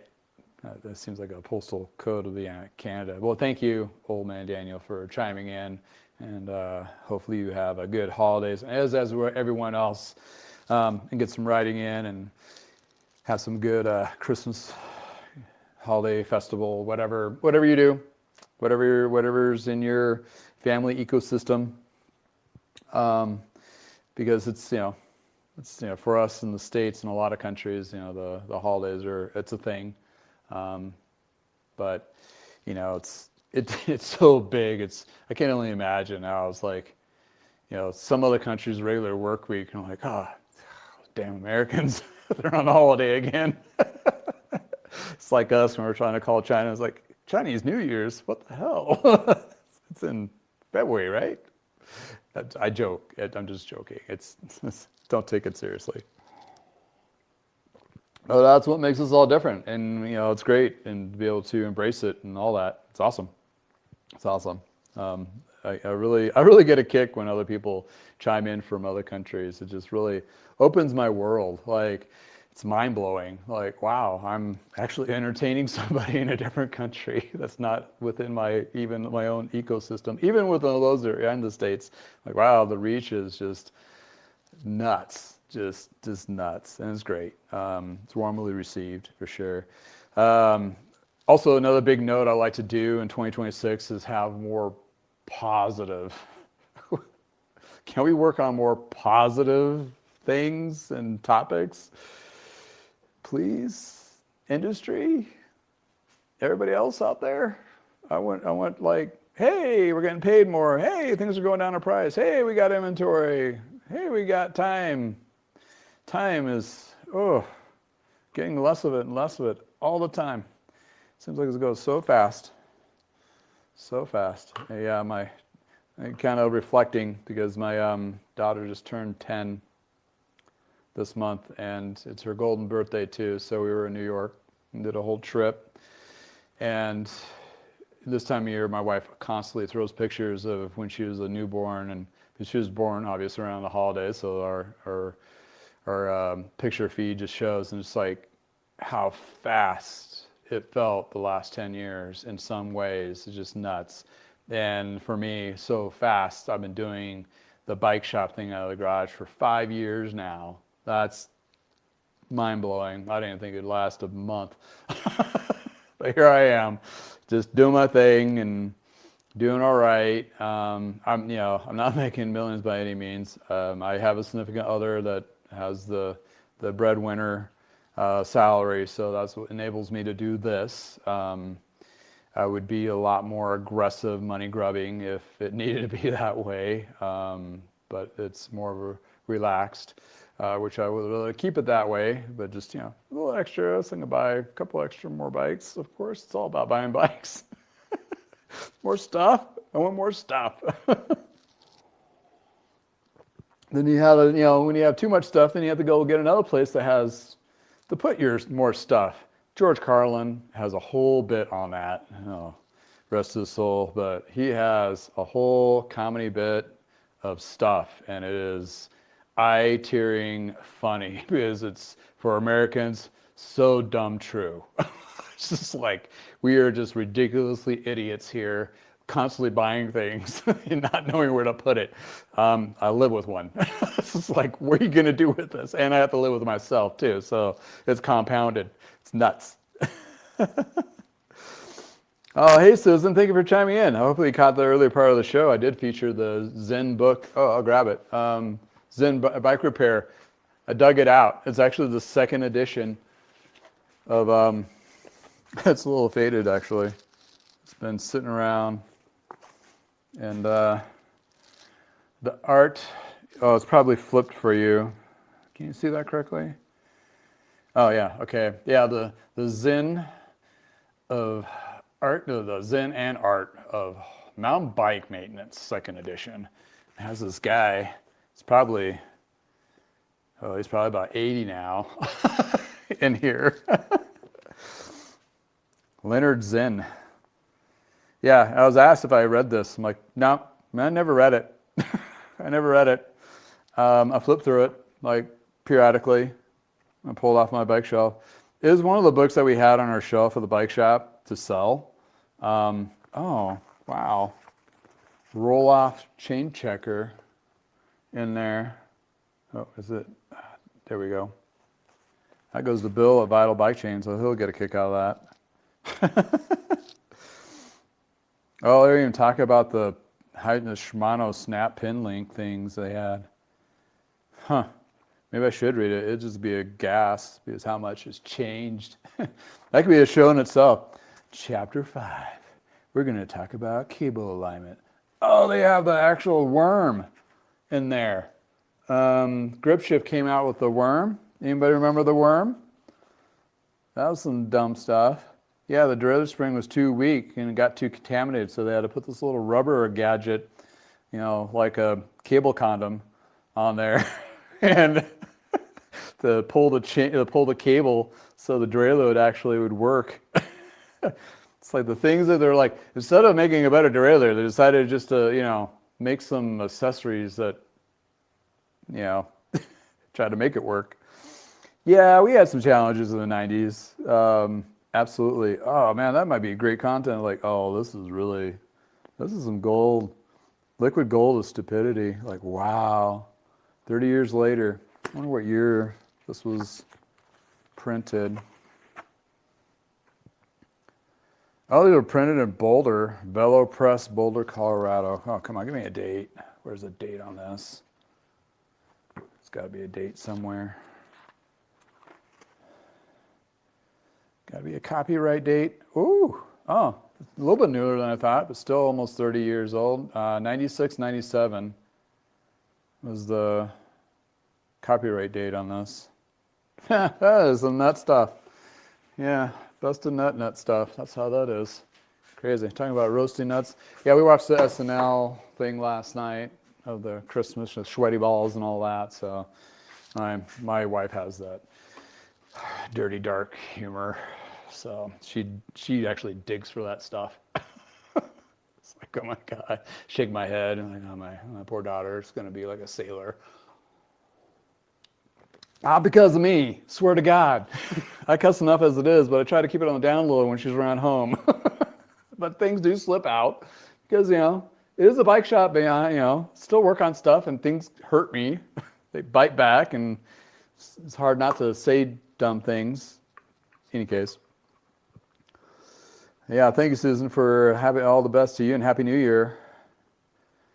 iCycle Electric Bike Company. Nice. Nice. Yeah, you're in the colder temperatures. Yeah, hopefully you're talking to my local shops here. Did take a little tour last week. Talked to a few of them. Yeah, like one shop, all they did, it's like the e-bikes is the only thing that's carrying them right now. I mean, they even said service was down, which I thought it was kind of baffling. I'm like, it shouldn't, unless you really stunk it up so bad that people are not bringing stuff to you, which can happen if you have some bad PR for your service center, which they have in the past, but I don't know if they do now, but apparently they did-ish. And that's the thing too, you got to watch out for. You got to watch those reviews, you got to work on those, leverage those Google reviews. You get negative ones, you got to respond to those because people do read that stuff. One guy, Aaron from Go Guava, he was telling me, we had a conversation, and he said to help bolster his Google reviews, he bought a whole bunch of t-shirts. He gave away t-shirts for every review, like bike t-shirts or something like that. So. And you got like a massive amount of positive reviews or just reviews.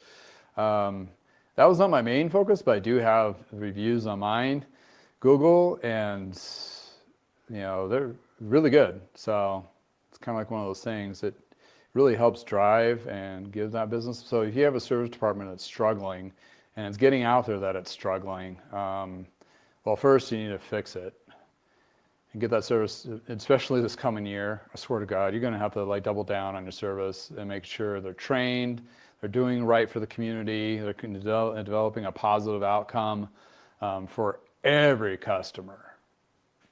Every customer. You just can't sideline like, oh, that's just a wackadoodle or whatever. Like, no. You better make damn sure every customer that comes in the door leaves with a super big smile on their face, because that's the only thing that's going to carry you going in to the next 2 to 3 years, I swear, especially here in the States. That's what you got to leverage. And that's what kind of blew me away, is like that shop is like, we're kind of down on service last few months, and the only thing that's carrying us is e-bikes. And I was like, okay, e-bikes is not going to last forever. It's going to slow down, and it has been slowing down, and it's getting weird. And all of a sudden, it's going to be, I wouldn't say flooded, but it's definitely going to be fulfilled to a point where you're going to still sell them, but not as much. And here in the States, especially Colorado, we have a rebate through the state, which is getting halved by the beginning of the year. So that's going to dwindle to zero at some point within the next year. So you can't base your business specifically just selling e-bikes and not be the master and be known for it. And Josh, you can tell me for sure, a Precision e-bike, and as well as you, Susan, there, like, you better do it well, because you want those customers coming back. And the service aspect of it, you better know your stuff, right? And making sure the customers are not feeling like they're being robbed, and having that good, warm, fuzzy feeling every time they walk out the door. And because they'll come back. And that's what, fortunately in my scenario, I don't do high volume, so I'm not stressed out in that perspective. And the customers I do have engagement with, is I have the time and really put a positive effort into it for them. And yeah, it's sometimes a little extra work for no pay, but that's paying it forward. And as my dad would say, it's like, we'll charge you twice next time, kind of thing. And that's really a great way to build that repeat business.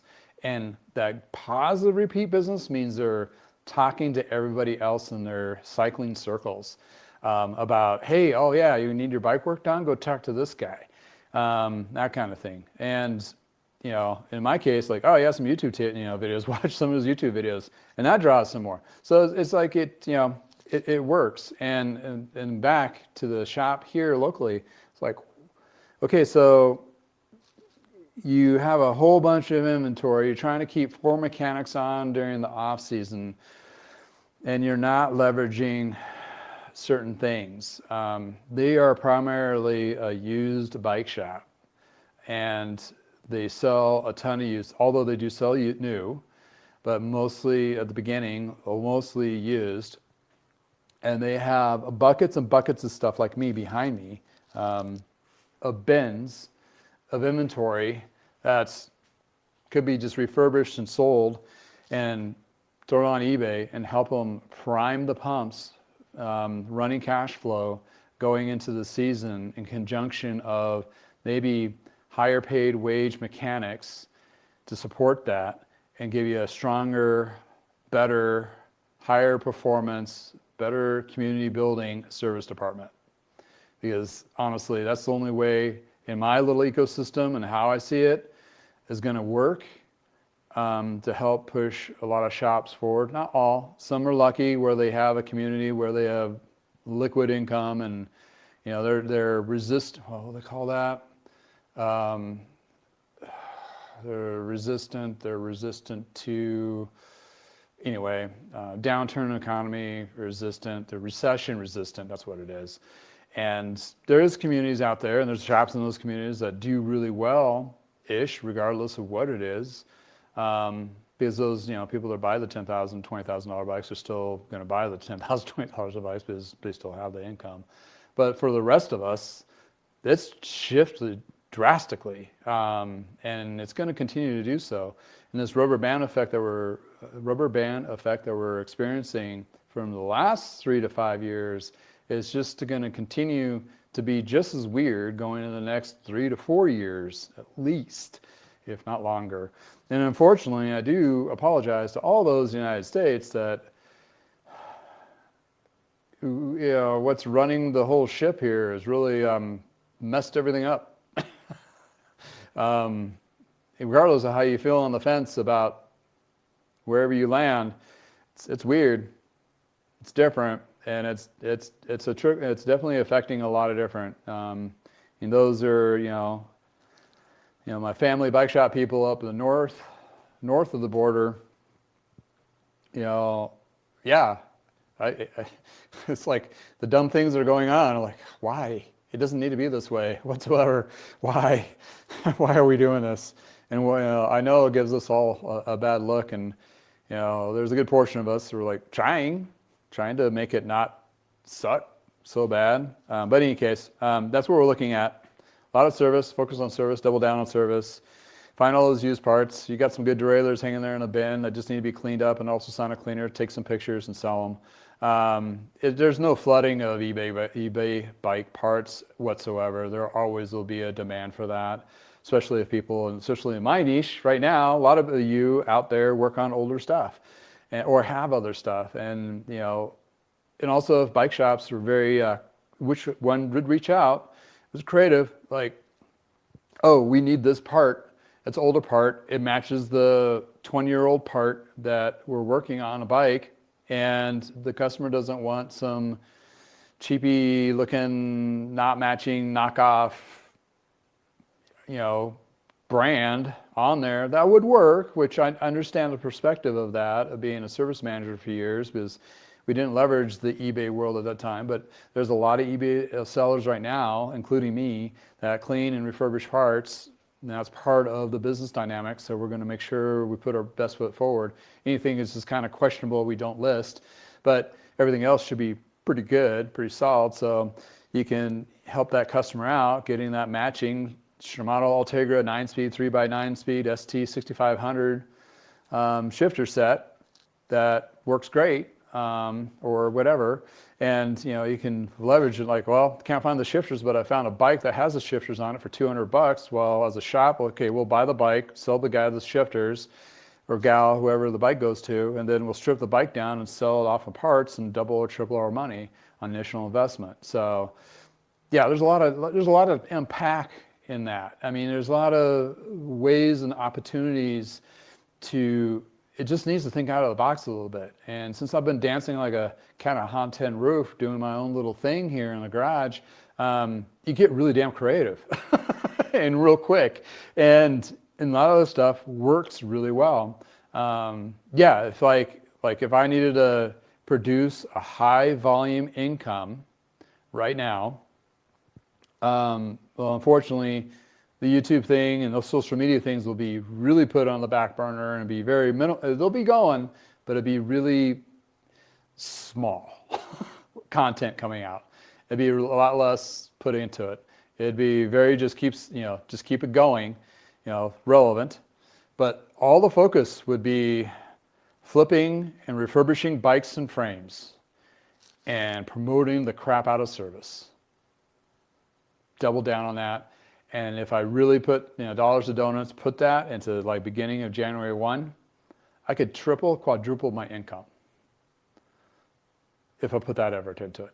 I'm just old and lazy, so I don't need to do that yet. But if something did change in our economical situation at home here, well, I know what to do, and I know it will work, and I know I can really push the pedal to the metal.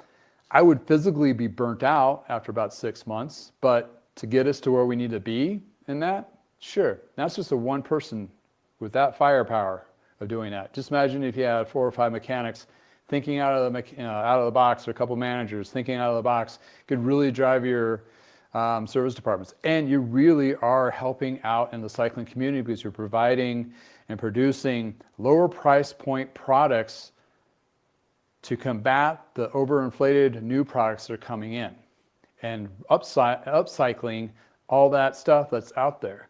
We're in the United States in such a unique situation in most of the major metropolitan areas that we've been buying stuff hardcore for the last 30 years.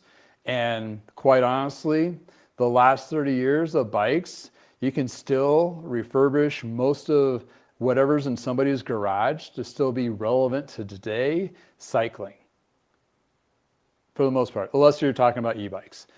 Other than that, you have a huge, huge warehouse in everybody's garage. Hell, I have a few that still need to just go away. Like, I don't need these. I did that a couple years ago. I'm like, I had some really nice collectible ones I got because I like, it's cool. I played with them, I rode them a little bit, and I was like, I don't need them because I have these other ones and I don't have time.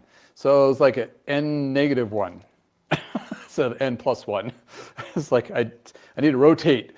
And then it became an addiction. It's like, okay, I'll sell that and buy 2 more.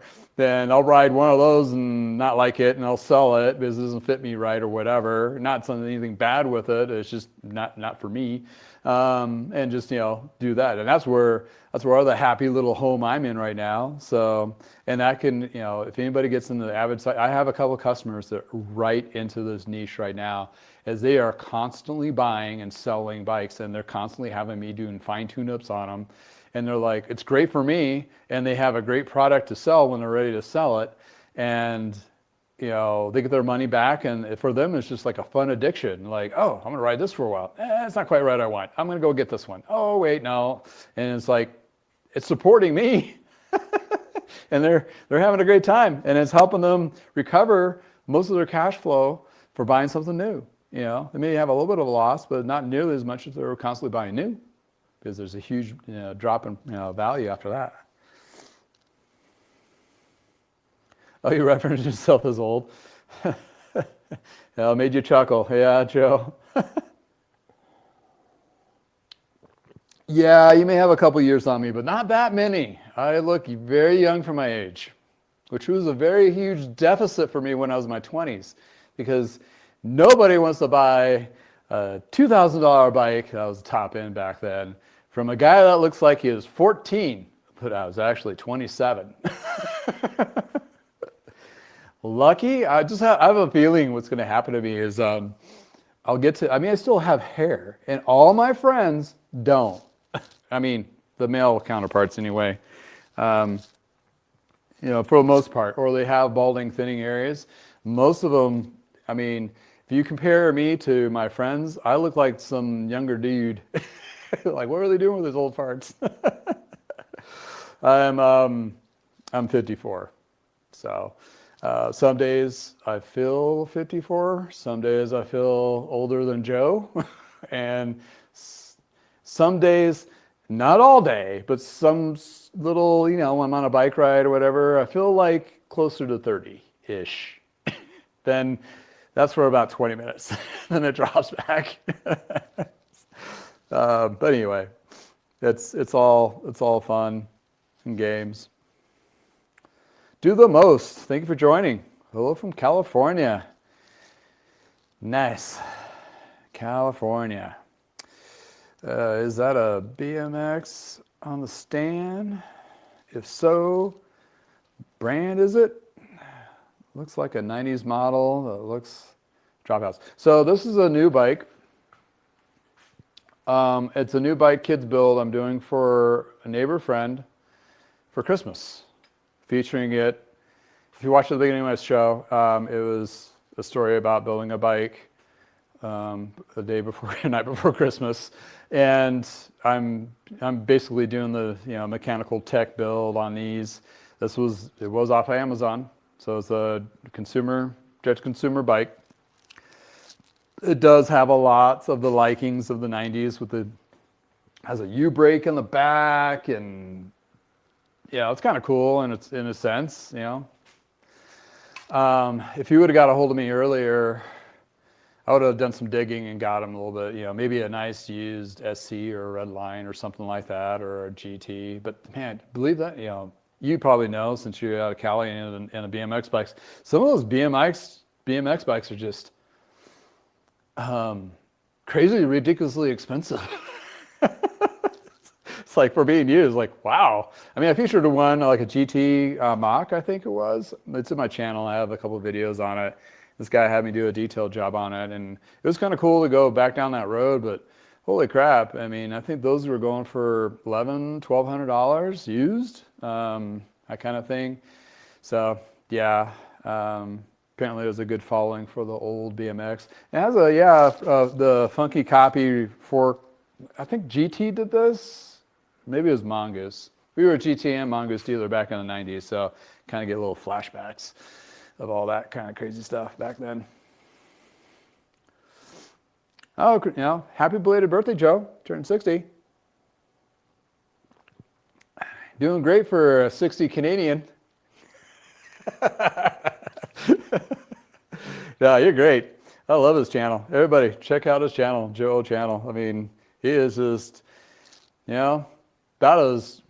about as honest as you can get as a person. I mean, watching is like, yeah, it's not highly edited. It's not overly done. It's not scripted probably whatsoever. He's got a thought like me, but just goes with it. And yeah, he has good adventures. It's really kind of cool to see other people's channels and they have a little bit different, or maybe sometimes a lot different perspective in their world, what they do and stuff. It's just kind of, it's kind of cool. Kind of cool. Absolutely. Yeah, so there's a lot of soapbox talk about that, of business industry, and that's not going to change this coming year. Oh God, it's like there's more content than I could even either report or talk about on a daily basis. I mean, it's just insane.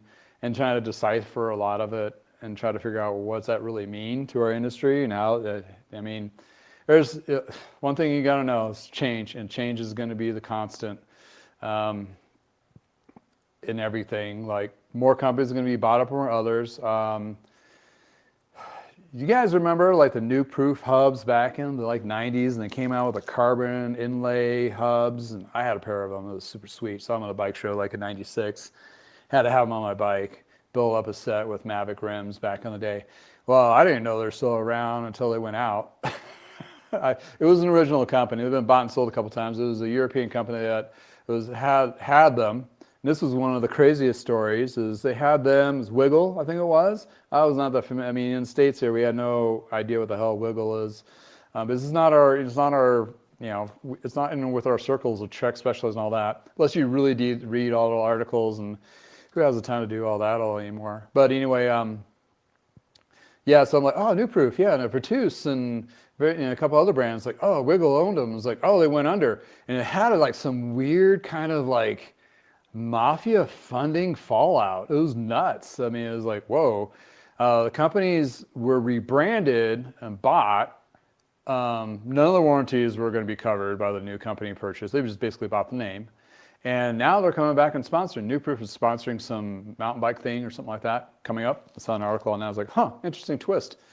But that's been going on for decades. So we're going to be seeing a lot more of that for 2026 for sure with with a lot of brands. I don't think you'll see like a major brand falter completely, but you'll definitely see a lot of more of the Kona style stuff or the sub brands that maybe Pond Holding owns get switched around, shuffled around, like the one I just featured, talked about, SE or Fuji, which is owned by the same company, which is also owns Breezer, which in the article is interesting that they did highlight them. And it's more of a distributing thing versus, I don't know, more direct to bring the prices down. I don't know. I don't know what their distributing portal is right now, to be honest, because I don't carry them. But they're all just trying to figure out ways to cut their costs down by a lot. And some of that staff, Amazon killed a whole bunch of job positions according to AI. But if you've seen some of the AI videos out there, like some people should not worry about losing their job quite yet. But I mean, it's like, these people that make those decisions, like, oh yeah, they'll just replace them without really acid testing it to make sure those positions could be phased out. AI has been really a huge benefit for my type of business because I can do a lot of things with a lot less time. Did it replace anybody? No, but it gets my marketing and influence and communication out there a lot faster and a lot legible, understanding and more precise, all those things. So, I don't know. I'm going off on a tangent, but in any sense, it's just, smaller shops, even medium-sized shops, you can leverage that. I wouldn't say, get rid. You're never going to get rid of the physical person that's working on your bike. I mean, or a person that's selling it, but some of the marketing piece, some of the, financial portions of it could be reduced or more streamlined, that kind of thing. To help with that. But I think if anything, it's going to help smaller shops be able to become a bigger impact, let's put it that way, from either marketing or social media influences or community-based building, all those kinds of things, wherever they want to see it, from graphic arts or whatever to message building and that kind of thing. It makes it a lot faster and smoother. But in any case, I mean, it's there. It's burning water. So yeah, I mean, it could really be a benefit. I don't think you're going to see AI 3D printed bike frame anytime soon. That's going to be worth a crap to ride. But hey, you never know. Definitely living in Star Trek. I've referenced that before. Like, wow, we got a replicator. I'm going to replicate myself a USPS 1991 Postal 5200 with Ultegra 600 componentry on it, with some nice Rolf wheels, with a Chris King headset, boundary bracket, and hub set. Yeah, some nuts. But I think your local shops, when they're going to be doing some adjustments during the winter to kind of figure out where their niche is taking them, because it's kind of nuts.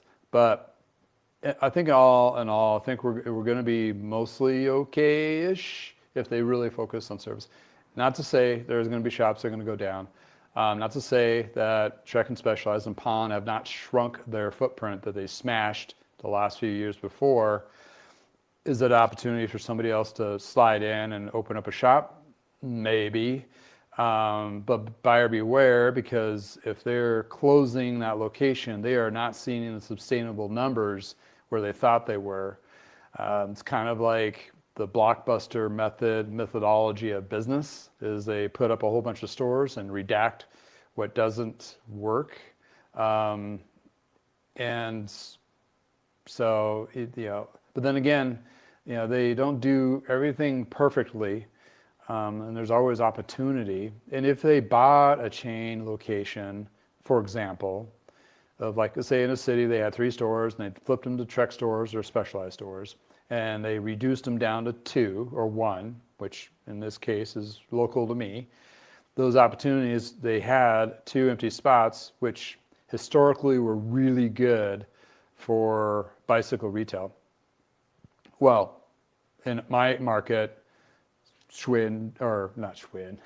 Specialized swooped in and took those locations. But as in today's market, not 3 years ago market or 2 years ago market, those would just sit empty. And then that might be an opportunity for somebody as an independent, maybe like, maybe, or that already has a shop and go, oh, that's a good spot to expand. But like I said, and I keep beating this because this is one of the downfalls of Parker Bikes, is we should have, instead of expanding, we should have held on for same space for a couple more years and then bought a building, bought a space. Because even if we had a downsize, bought a space, owning your retail location or storage, livable workspace, life spaces, you see them in the States, we have all these are popping up everywhere. It's basically a heated garage.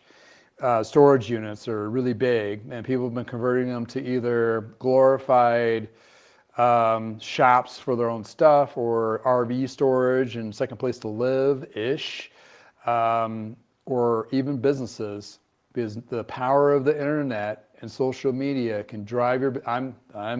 I get to contest to that because this is my business, and you can make a business and have it a remote location like that and still drive a lot of business to support it, and then your costs of the building is fixed. So not every 3 years you're going to have to pay a higher lease, and then you don't own it. If you get into trouble, you can sublease part of it. If you get really in trouble, you can close your business and rent it out. And you get really, really in trouble, at least you can sell it for a profit, most likely. So real estate, real estate, real estate. Bottom line, you have a fun little business, whatever. I'm in a fun little business in my garage. I technically real estate own my own business. If I was going to branch out and have a retail location, that's the only way I'll go. Only go. Never would lease. Never. Even if it's somebody like, oh, I'll give you the same price for the next 30 years. You don't know if that jackwagon is going to live long enough and his kid's going to come in and go either sell the place off or it's going to be jacked up by desperation of not making enough money. Can't. So the only thing you have is, that's one expense. If you can control that, will save your business going forward. So all those are thinking about expanding and so forth, which there's a few of you out there. I tell you to hold your heels for the next couple of years so you can at least figure out what the hell we're going through and see what your business is going to look like in 2 years from now, because it sure hell didn't look like it is today. It was 2 years ago. So keep that in mind. And then when that stabilizes, you maybe have a little money or at least credit line to be able to buy something.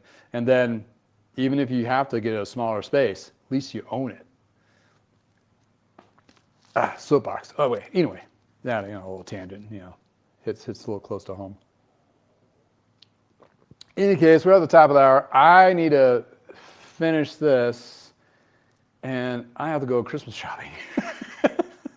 I am the procrastinator. You're looking at him. I have no excuse. I can say, oh, I was busy. I didn't. Nah, I'm just lazy. Lazy, I need to go out there and go spend money that I don't have on Christmas gifts to make people smile on a day. Hopefully smile long enough to justify the cost that I spent. Now we're looking for a good dinner too. I think we're going to do ham and some other stuff too. And my son's coming in out of town, which he was living with us until he graduated and got a good job in another state. So seeing him and his girlfriend, and it should be a good time. Be fun. Looking forward to it. Hope everybody out there has wonderful holidays. I hope you enjoyed today's show. If you like shows like this, please like and subscribe, and also share. Share in those communities. Share on different platforms. I think there's a link somewhere that you can copy the link and put it on your Facebook group or whatever. That kind of thing. So yeah, any more exposure to expand the reach and so forth helps me, which helps me provide more content for you, which might help you with your cycling experience, either a rider or bike shop owner or what have you. In any case, hopefully it was a safe and fun place for you to hang out today. I hope you guys have a great holidays coming up. What else is there? Yeah, it's in the 50s and 60s for the next week. So my little chubby butt's going to be on my bike doing some bike riding. And my daughter, oh man, it was so warm yesterday. She came busting in the garage, like, I want to go for a bike ride. I'm like, all right, let's go. Dropped everything and we went for a bike ride. So, that's, and we'll probably do it again, hopefully. Besides that, I'll try to get my bowling league numbers up better. That's my home away from home headspace. Yeah, we got into bowling. Just, can't do bikes all the time. Just go crazy. Maybe not. I don't know. I've been doing it for a long time. Oh, speaking of the little one, did you have 2 munchkin? I'm getting root beer. Oh, getting root beer. All righty. It should be cold. I'll be in a little bit. You want to say hi to all the peoples? You got to come over here. Watch your toes. There's a lot of pokey things on the floor. See how it's streaming wide angle here? And then there's a vertical short. So if you're right here, they can see both of us. Say happy or Merry Christmas, everybody, and Happy New Year. Yes. Bye now. Bye now. This is Shop Talk Tuesday, whatever you do. Oh yeah, this is Shop Talk Tuesday. Hey, I know what day of the week it is. Thanks again for everybody for hanging in and chilling out. And yeah, I'll be featuring a little more features about this. Oh yeah, I got to do the second coating and ceramic coating on this Klein frame leaned up against. So we'll get that. We'll get that going. Hopefully, I'll get that done by the new year. I've had this bike for too long. It's been one of those. It's this Klein bike, and the paint is so brilliant. It's one of those I wanted to spend time, like a lot of time on, and I know I wanted to spend a lot of time on, and it's been sitting for like 4 months before I even touched it, and then I got parts for it, and Bicycle Warehouse got me a wheel set to put on it. I'm going to do a whole feature thing on the wheels and as well as the bike. I'm detailing the frame, which I just finished, and doing ceramic coating, getting there. But I definitely want to document all of it with like videos and shorts and all that, because the damn thing is just really cool. And it's just, that's what's kind of like slows me down.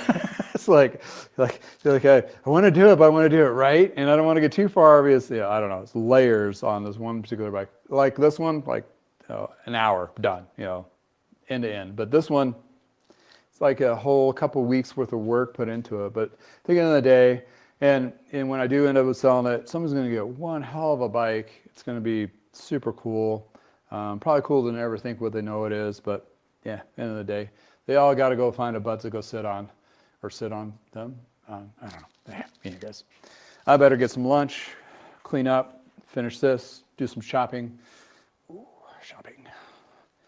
And again, please maybe start tonight on that Christmas item to be built instead of tomorrow night, because you might be missing some parts. And you need to go to the bike shop, which is still open, to get some of those parts. It was mainly a reflector was missing. But anyway, safety thing. So yeah, I would highly suggest starting it at least, so you know where you're at. And maybe have your local shop just double check it real quick for safety, please. Hope all the little munchkins out there have a wonderful Christmas, because of all you wonderful adults out there providing cool little toys and bikes and stuff for them to ride. Hope everybody has great holidays, and we will see you, I believe, Friday, Freak Out Friday, if you guys watch that. If not, definitely we'll see you next Tuesday for Shop Talk Tuesday. Again, you guys have a wonderful time. Happy holidays to you if you celebrate it. This hat's getting really itchy. I'm getting a little warm actually in here, so don't forget your sweaty balls. Take care. Have a wonderful day.